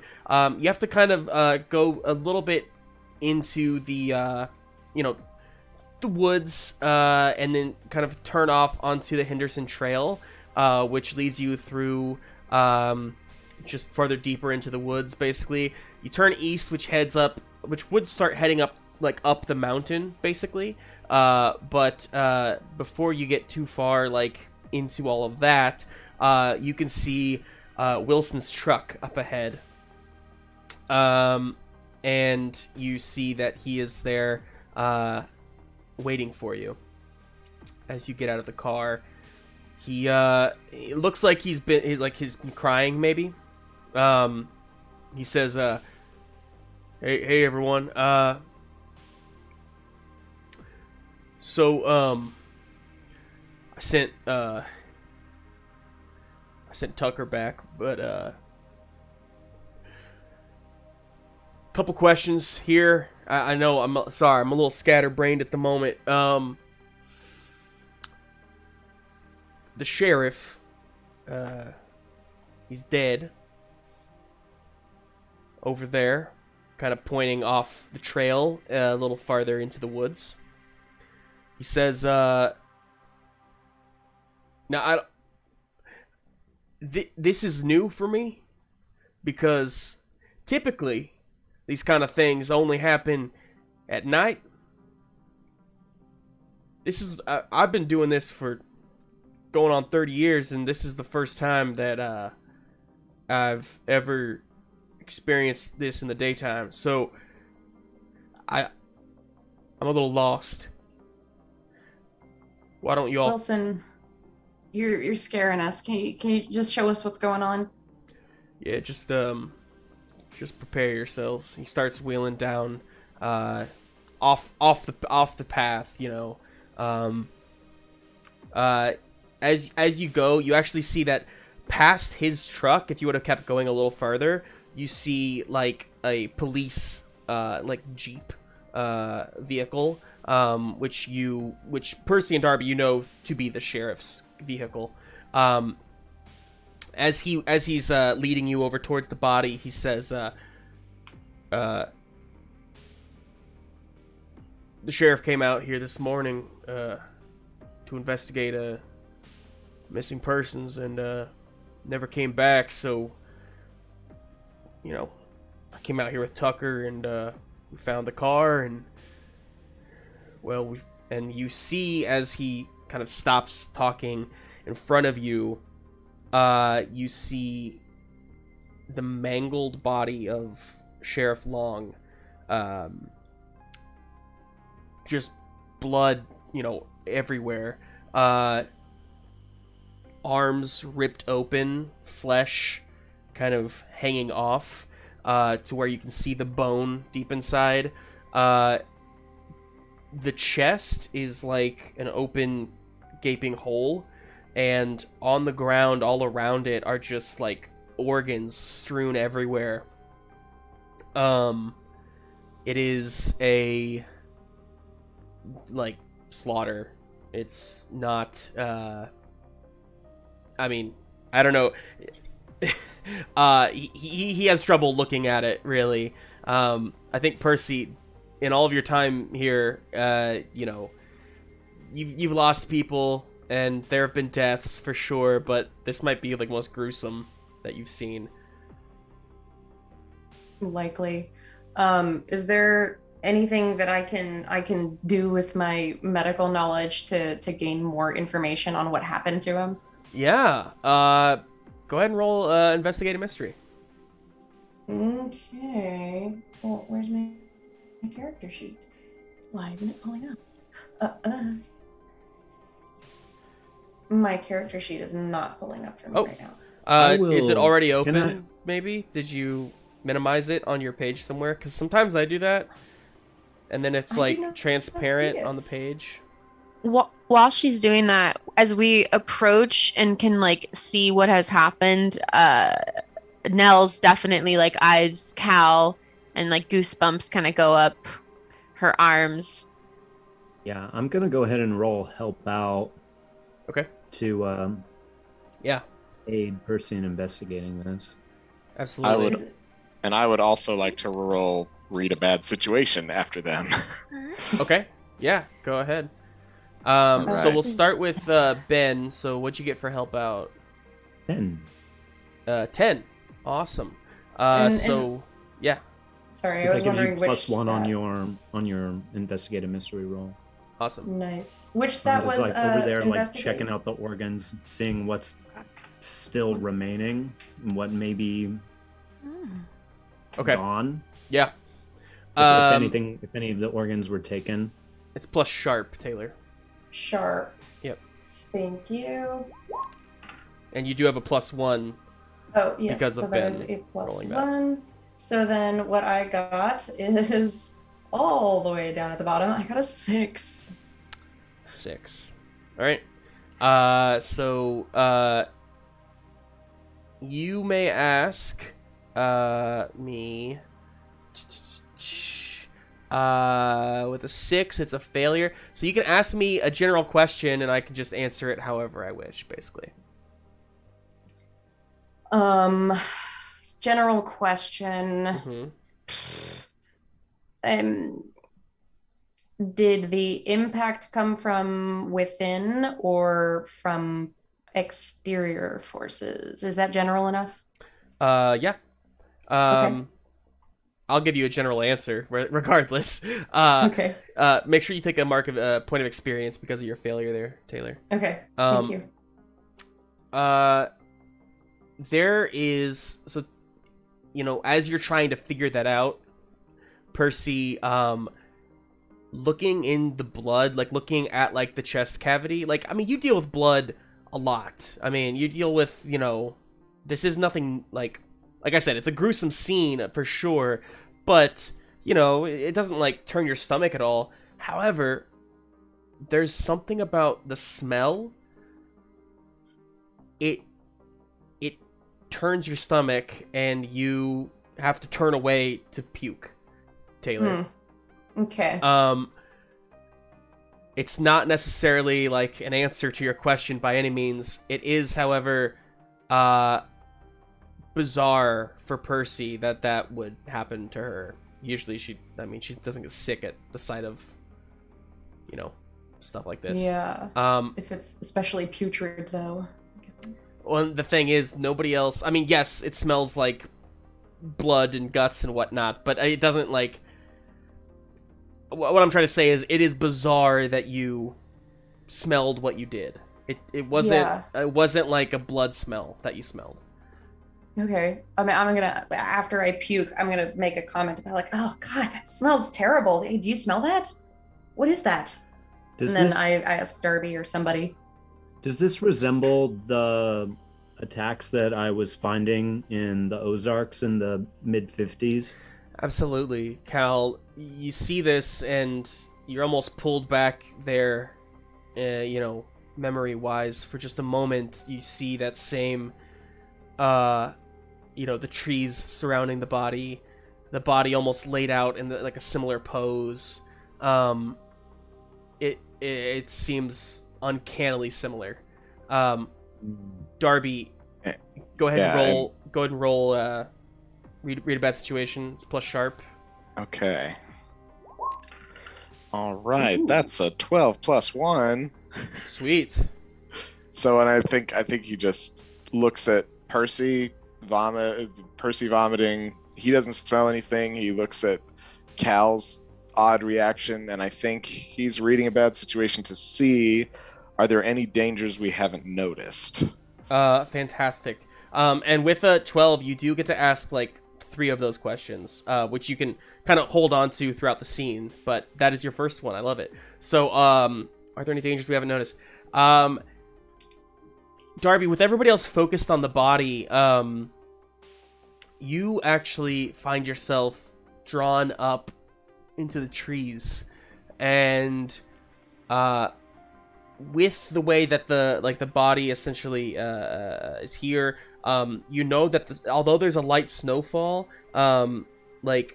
since this morning, basically, when this body might have, I mean, you have no idea how old this body was put, how long ago this happened, but with the snowfall coming down, as lighted as it is, like, there wouldn't be any tracks to, like, follow, essentially, if, like, the person who did this, like, ran away or something. But as you kind of look up into the trees, you get a feeling, just a gut, feeling that you're being watched. All right. So I do want to ask one more question. Mm-hmm. Now I'm just going to say, what's our best way out? If I need, are we vulnerable right now where we are? So you instinctively, as far as like, best way out, you instinctively kind of just like, count almost like how, the paces to the car, like if we had to run, how far would it be?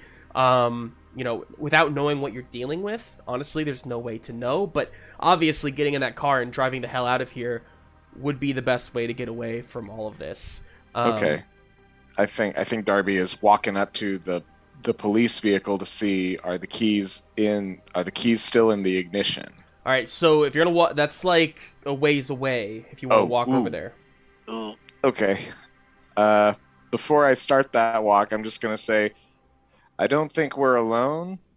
Keep your eyes up, everybody. And he's going to start walking towards the police car just to see, is there anything in there that could tell us anything. Nell's is going to hold her shotgun. Go ahead, get it ready. I was just going to say Nell's kind of takes her gun and she's looking around. Okay. What's Mac doing during all this? Mac is taking out her huge knife and is going to do a little tracking here. To see if she can find where the perpetrator could have headed. Sure. Make me a roll. Do you have a special tracking roll or anything? I do. Okay. Sure do. 7. So I get to, according to my tracking, on a 7 to 9, I get to hold 2 out of the questions. As a tracker. Out of the... Is there specific questions? Okay. Yeah. Go ahead and, you can hold 2 so you can ask them anytime during the scene. You want to ask any now, or? How many were there? How many were there? Looking at the body, and again, with the snowfall, I mean, you don't see any footprints or anything like that, but just looking at the body, it looks like, I mean, there could have been more, but it's very possible that just one creature did this in your experience with monster hunting. And actually, I'm going to give you a better answer because of your time in the Moonvale. This looks very reminiscent of, well, honestly, a few different creatures that come from the Moonvale. But, yeah, one creature, it was likely one creature. Okay. Alright. I'll hold for a second. Okay.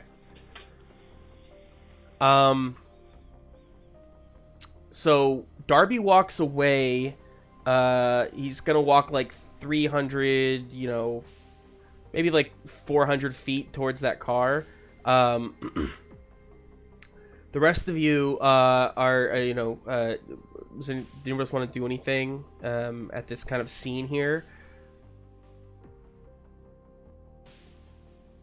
I think just like being ready to like attack if something attacks us first. Her haunches are up and she is prepared. Okay. And she's gonna stick close to Cal. Okay. I'm gonna ask Wilson. Hey, how did you learn about this? What happened? Yeah, like we got a call. Tucker at the station got a call this morning about hang on, let me find about old man Bartholomew, who went missing. He does a lot of hiking out in these woods, and so his wife thought maybe he was just out here for a morning hike, and so sheriff came out to investigate, and then we hadn't heard back. He wasn't answering his walkie, and so we just headed out after him, and here we are. Still no sign of old man Bartholomew. Okay. I'm gonna tell Wilson about my grandfather. Like, Wilson, this kind of reminds me of a story my grandma told me. I don't know if it's related, but it's kind of given me some weird feelings. My grandfather was found like this a long time ago, before I was ever born. And it's making me feel a little uncomfortable. Also, there was a really strange smell in the corpse. Like, you really, really couldn't smell that. I smelled a dead body. Yeah, Percy, I think for you it smells more like it smells like burning rubber a little bit. A little bit of like, gasoline or something like that even. Okay, so I'm just gonna keep that close to my chest and make a mental note to research that when we get back to the catacombs. Mm-hmm. So it's like late, but the sun is still up? It's not late. So it is daytime. It's still daytime. It's like nearly 5 o'clock.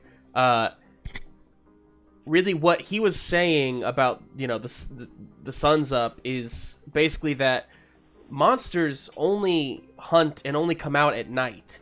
They never hunt in the daytime, or in all his time he's never seen a monster in the daytime, and there's never been attacks in the daytime. So this is very bizarre, is kind of the point that he was making there. Got it. Keep your guard up, everyone. Darby, you arrive at the police vehicle, and you look inside. There are no keys in the ignition. Yeah, I mean, the car looks somewhat normal. Do you want to use any of your holds here? Or investigate a mystery here? I think I want to. So we know that he came to look for a missing person, but I am wondering why did he stop his car all the way back here when his body was all the way up there? I guess really, I just want to see, is there anything for that? And in addition, I'm going to be gearing up in case this thing comes back. So I'm searching to see if there's any ammunition or guns. Just roll me a sharp here. Yeah. Okay. Okay. 7 plus 1, that's an 8. Cool. So with an 8, you can ask me, and we can go with what you just asked, of course, but just one general question. So what among those questions would do you want the answer to?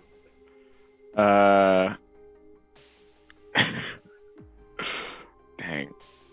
I guess what was he going to do Sure. when he parked this car? So he parked the car on the trail, and then you would assume that he got out and walked into the woods. Your thought is, he probably wouldn't have stopped and walked out into the woods unless something would have pulled him out there, did he see somebody out there? Did he, why stop here, right? So your assumption is that, your best guess here is that he stopped because he saw something or heard something, got out of the car, walked a little deeper into the woods where you find him, basically, and was attacked there. And you know that he was searching for, old man, or I guess I'll give him the first name here, Hank Bartholomew. And so maybe he saw Hank? Okay. And are there any weapons that I can access in this police vehicle? Yeah. Sure. I mean, yeah, that's a freebie. You look in the back, and you see there is underneath a compartment there, and in the back seat, you find a hunting rifle. All right, and I think I'm gonna pull that and just load it and make it ready. Safety's on. Sure. If there's a safety on a rifle. Yeah, you got a safety for sure. Jake, have not handled many guns, but Darby has. You're good. Yeah, no, Darby knows what he's doing. It's not a problem. There we are. So yeah, you're all kind of gathered around here. Nels, can you go ahead and roll me a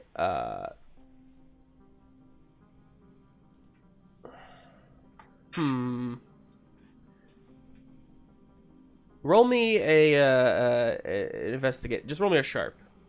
Okay. Yeah.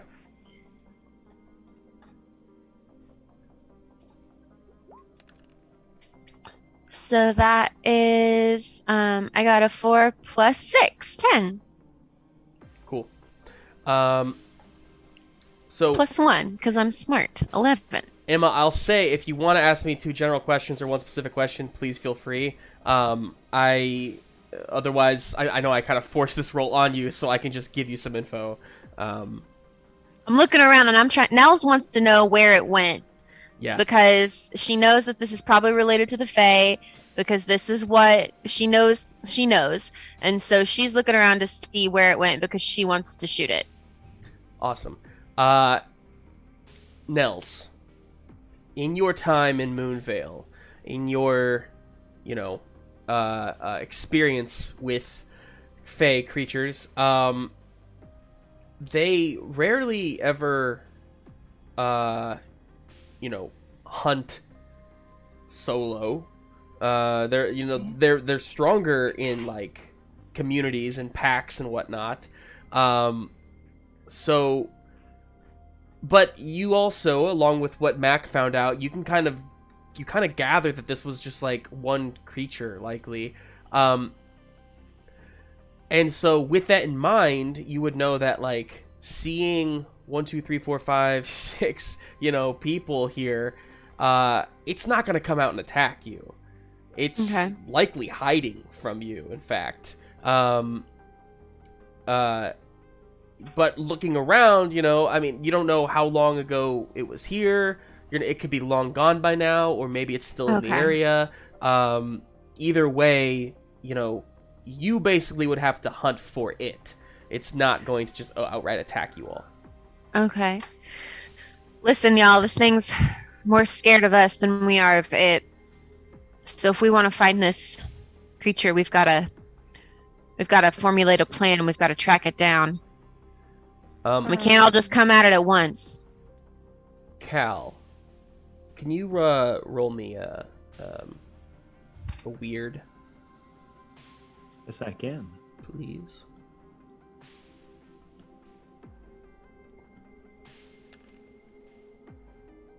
13. Hachi machi.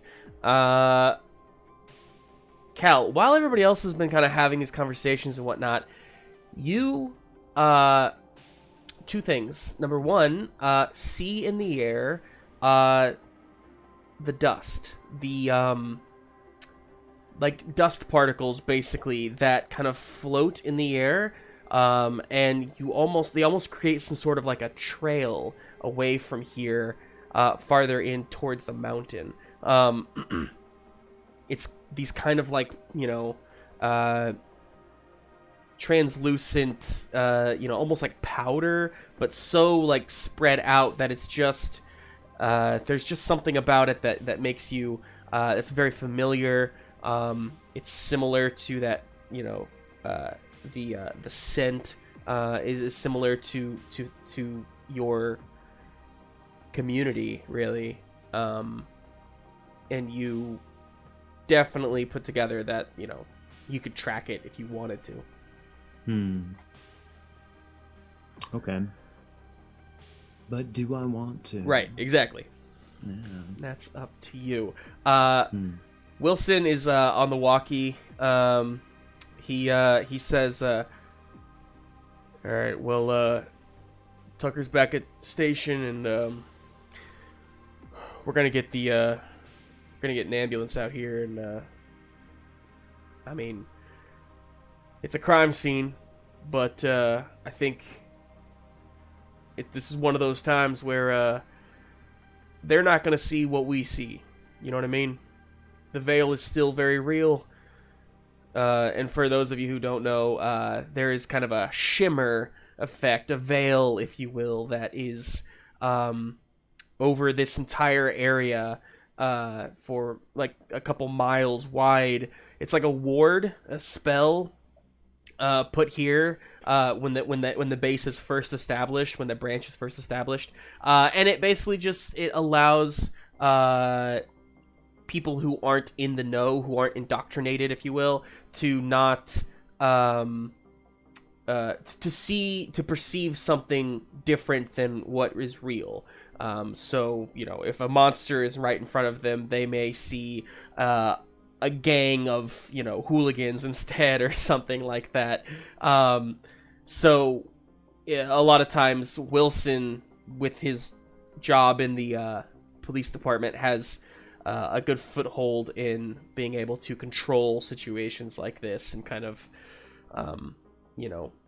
change the narrative. So, he says,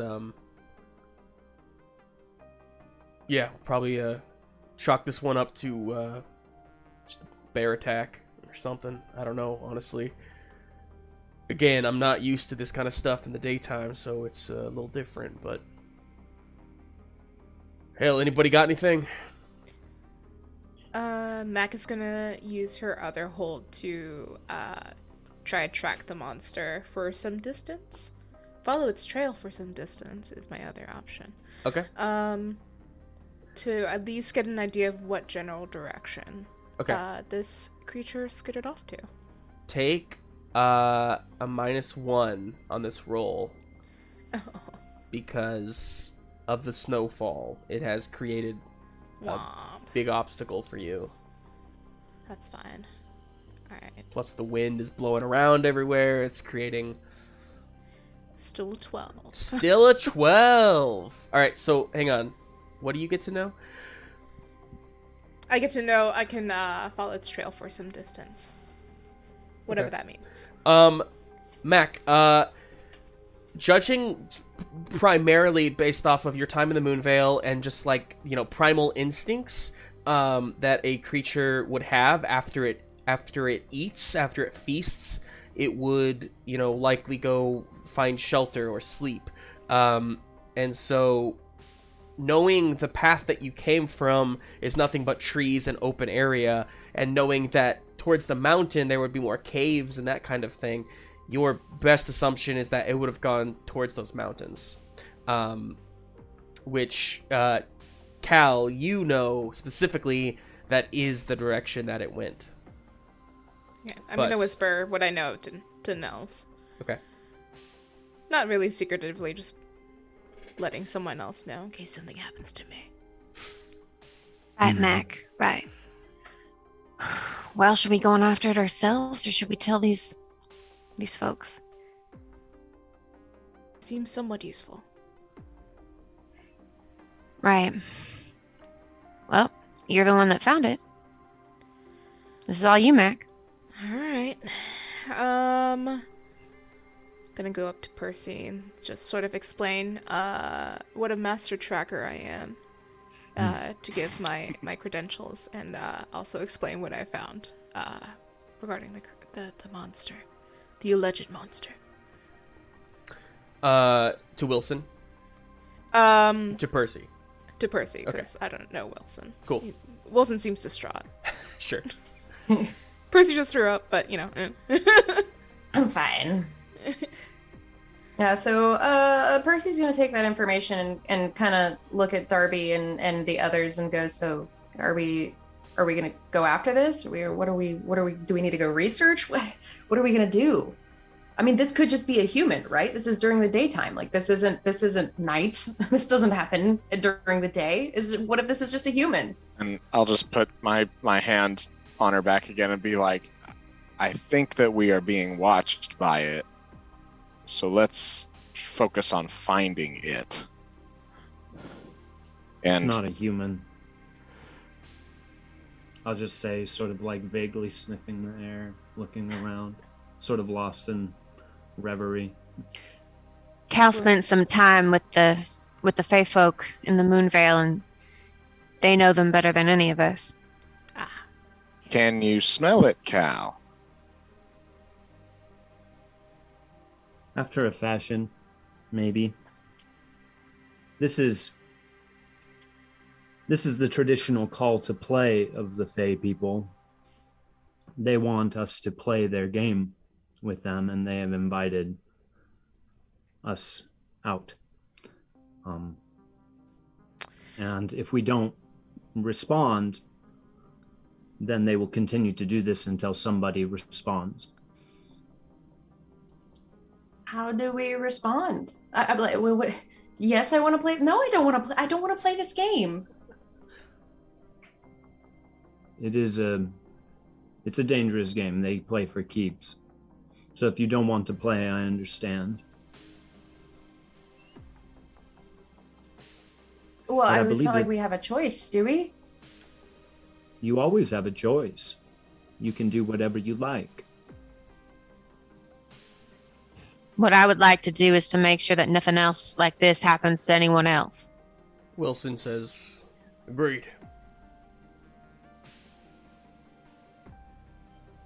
Mac? Mac is looking around and trying to attempt to sulk away and not be perceived as they kind of just walk around. Right. Did anybody else have any What was that, Nels? hold left on any questions to be asked that you wanted to ask? I do have a hold left from the read a bad situation roll earlier. I I don't know how to use it if Sure. we can't see the thing yet. Yeah, you can save it, if Yeah, you're okay. pursuing it, that's Yeah. kind of same scene, sort of, so. Okay. Yeah. I'll hold off then. Okay.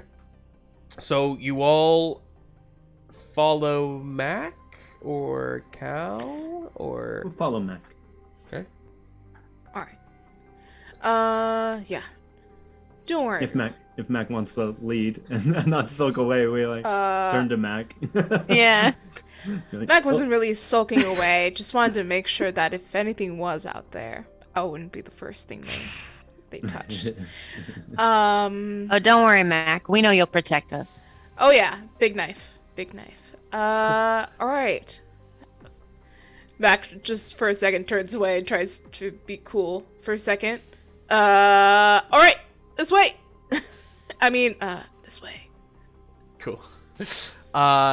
You all follow Mac, away from the trail, towards the. Actually, I take that back. Wilson, I'm gonna kind of retcon what I said before. As much as he wants to be able to help and whatnot, he is now the sheriff of town, at least, interim, and he needs to go back and kind of get a grasp on, put a handle on this, and he turns to you, Percy and Darby, and just kind of says, like, hey, I'm trusting you. Take care of this, look after them, and just be safe. And before we leave, I'm gonna ask him, are you armed right now? I am. And he hands you, Darby, the keys to the sheriff's car that you were looking for earlier. He hands you the keys, and he says, I gotta take my truck, but you can take his cruiser to get back, or his Jeep to get back. Thank you. So he heads back to his truck and starts heading back to town, while the rest of you head off towards this mountain, or the base of this mountain, really. You walk for it's only about like a mile, maybe a little over a mile. It's heavily wooded area, and you're truly relying on a tracker right now to not get lost. As the sun is starting to set.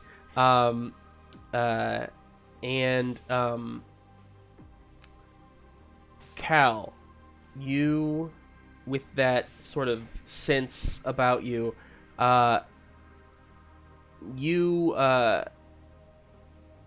Mac, your for a distance kind of dries out around the time that you get towards the base of the mountain.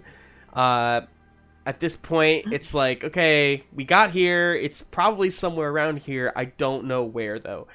Cal, however, your sense of it sort of takes you kind of around the base of the mountain a little bit, like uphill a bit. You don't know what's up there exactly, but you just know that it leads up that direction. But you're the only one. Okay. I think I'll relay that information.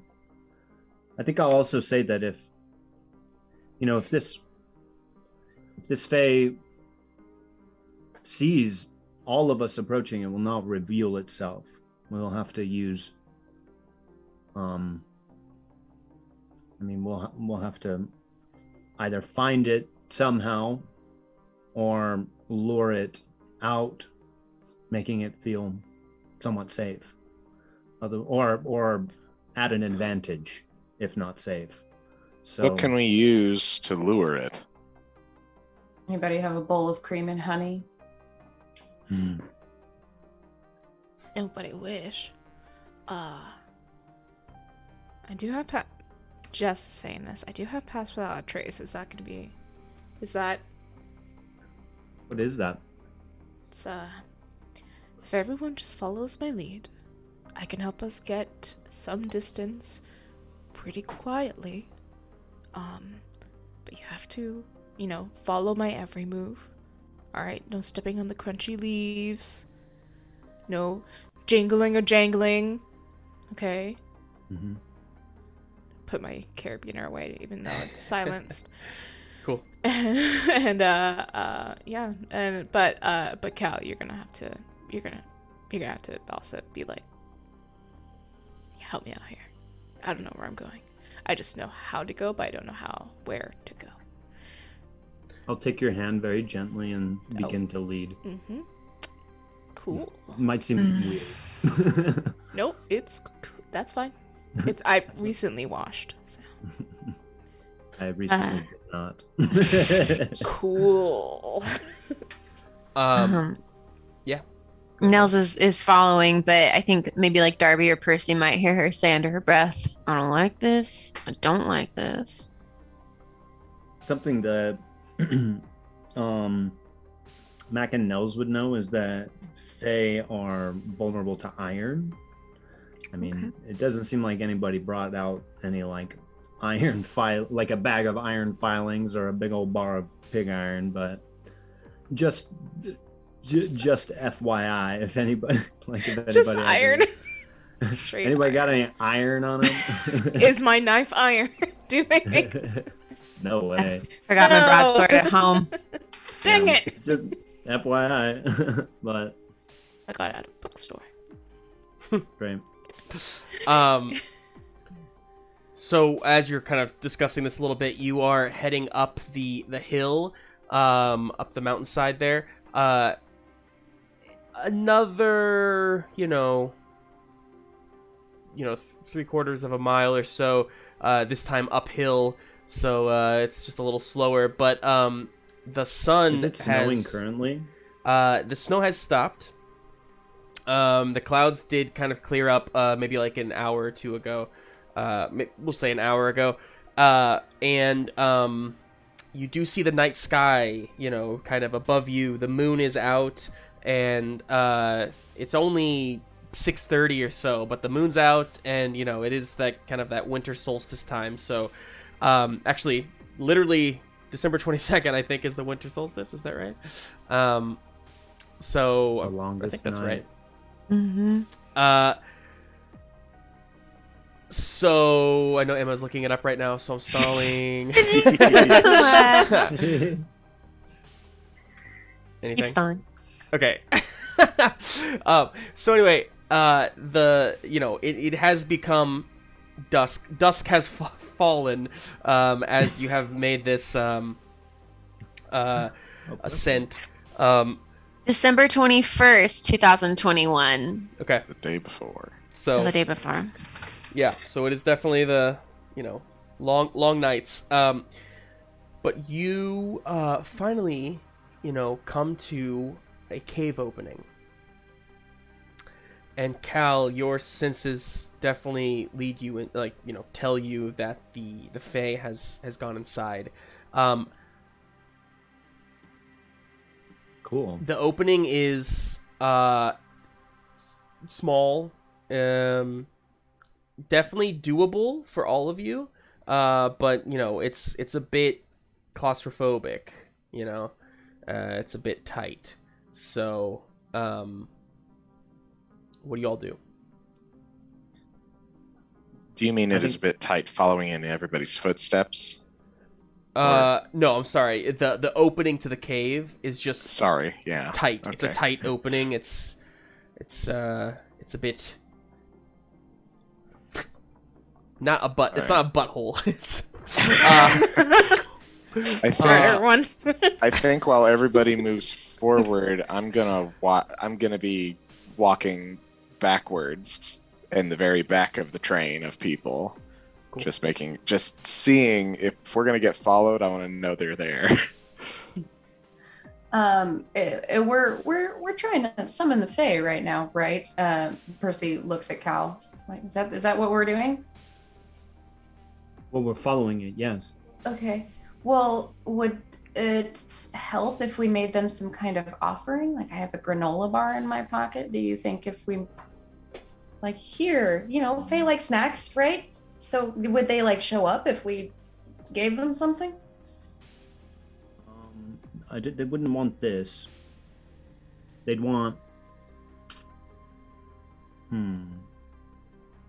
I'll go ahead and look at my arm, and I'll kind of the back of it, and I'll just bite out this small chunk of my flesh. I don't know if I'll take Are you harm still from holding that. my hand?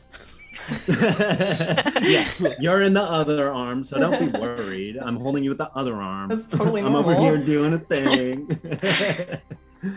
To Percy immediately starts looking for gauze. Like, oh my god. Oh, are you Yeah. okay?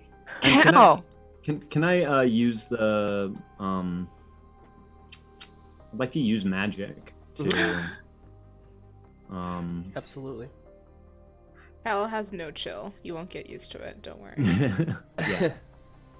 I'm looking at the effects of use magic. There are options like banish a spirit or curse from the person, object, or place it inhabits, bar a place or portal to a specific person or a type of creature, trap a specific person, minion, or monster. I don't know if there was something that, I mean, what I'm intending is that this is like some sort of like ritual return move in the game. Right. Yeah, we could Situation. consider this a bit of a trap in the way that you are luring, you are inviting the monster to you. So, yeah, absolutely. Okay. Go ahead and roll. Let's see how it turns out. Go. 11. 11. Awesome. Excuse me. You take your flesh. You immediately, with your heightened senses, smell that your own blood.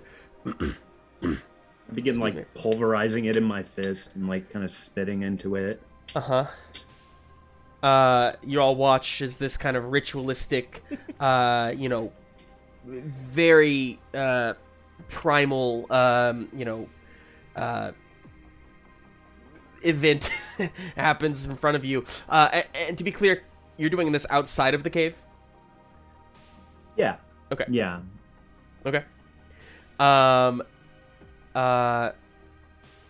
You hear a voice somewhat echoing through the cave opening. You hear it say, and all of you hear this. Flesh, bring gifts. You bring gifts to me? Come. And I think as he hears that, Darby is going to get behind a tree and point the rifle at the cave opening. Okay. You do so? Nels also has her rifle up. I don't like this. Anybody else do anything? Percy feels totally defenseless, and I'm wondering if something like stirs inside of her. Yeah. Yeah. Yeah. The voice. I was gonna say something, I decided not to. The voice continues. Bring me gifts. We'll have fun. Okay, I'll begin to scurry in through the opening. Okay. Cal, where are you going, Cal? Am I still holding Cal's hand? Are If you you? want. At this point, it's your choice. Oh. I think Mac is gonna go, you know what? Yeah. We'll go in. Let's go. I have a big knife. Cal and Mac go inside. Everybody else. I'm gonna follow them. I'm just gonna look at Darby like, who the fuck are the new guys? Why are we just going into the cave? And I guess I'll kind of like tiptoe up to the cave and just kind of listen from outside. Okay. Okay. Good. Darby, you're staying posted. I think I'm staying at the opening Sure. and like Sure. gonna keep listening.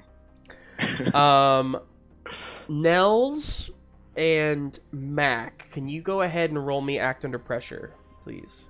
Okay.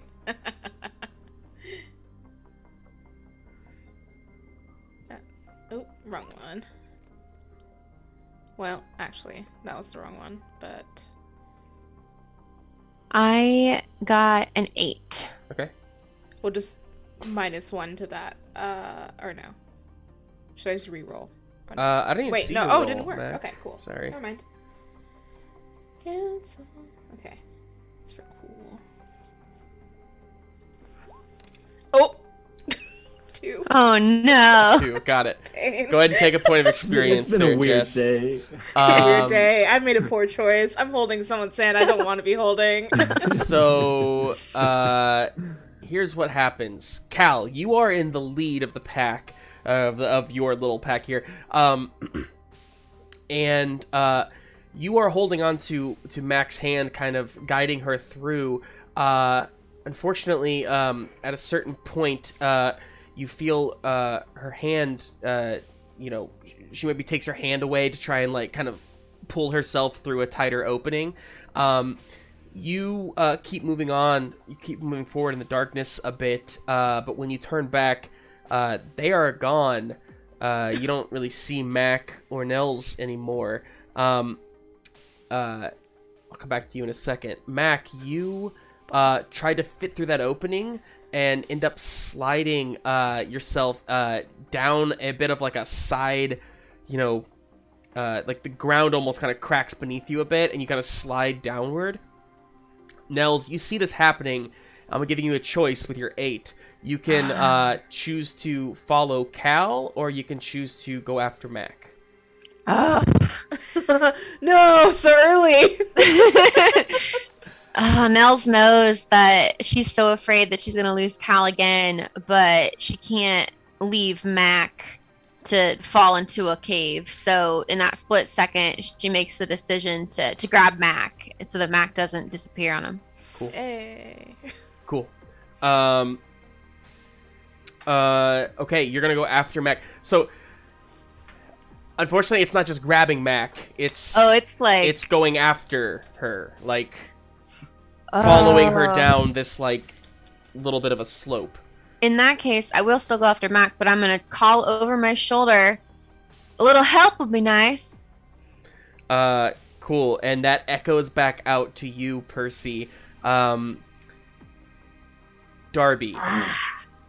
Darby,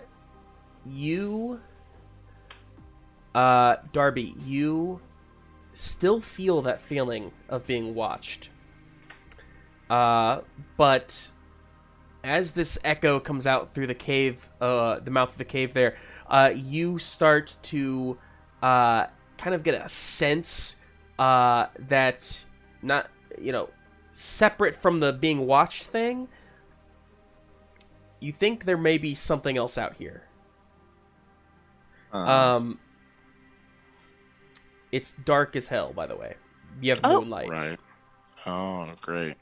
You have moonlight, so, but no other lights here.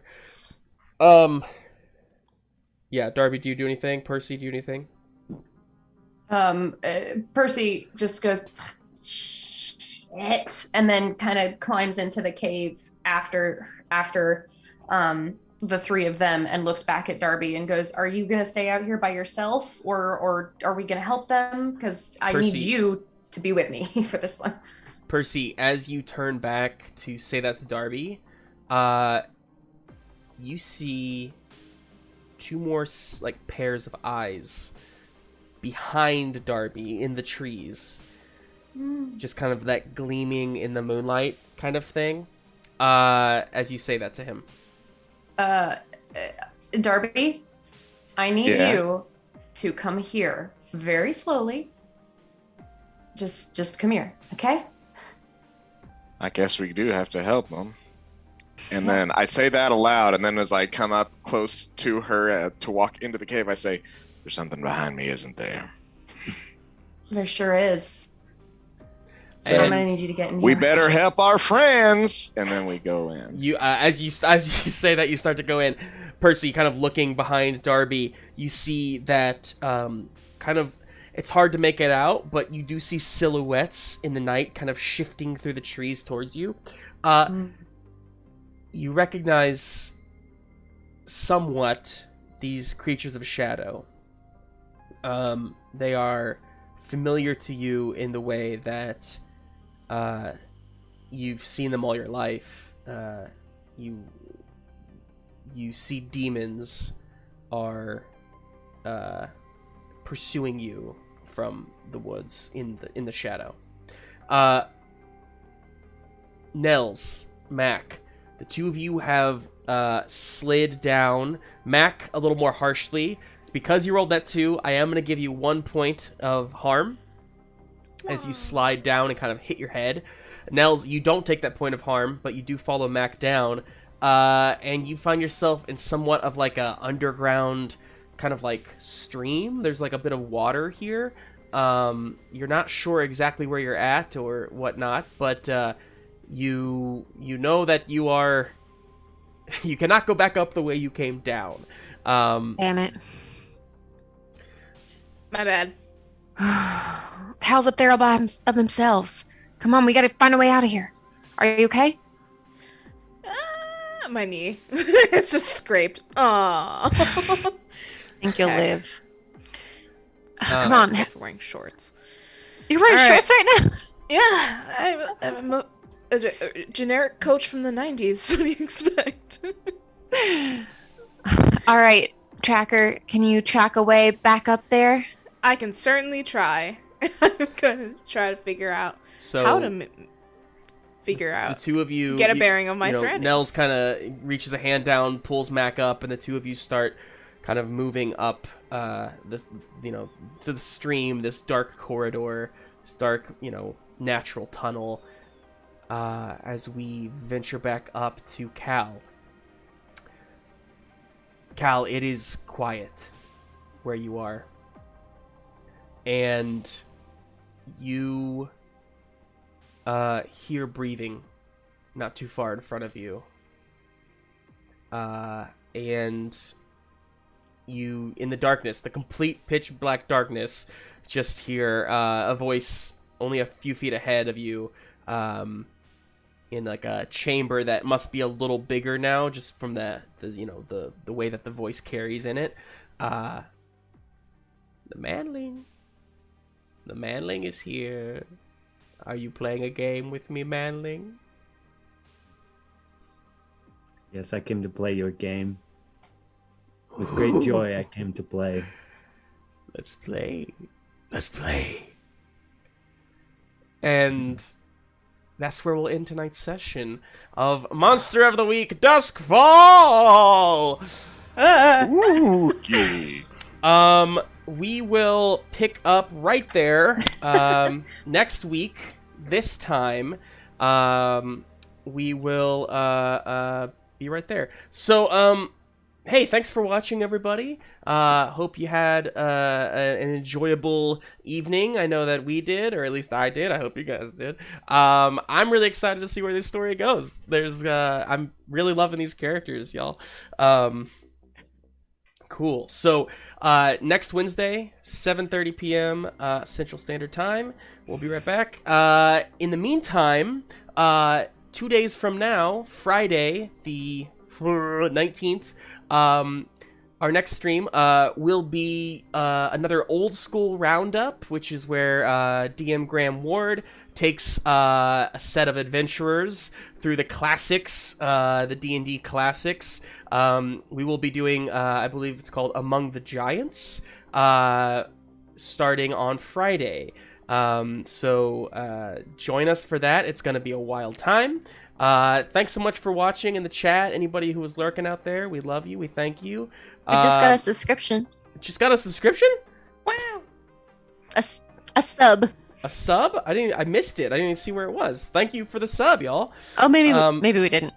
But we do have a first-time chatter. I mean, I resubscribed, but we did get a first-time chatter. What up, first-time chatters? Thank you for chatting The for the people first dancing. time. We hope you chat a second time and then a third time, and we'll see where it goes from there. Take it slow. Anything else we want to say, y'all? Nope. Cool. Keep thank it you all. spooky. Keep it spooky, and we'll see ya next week. Have a good night, everybody. Bye.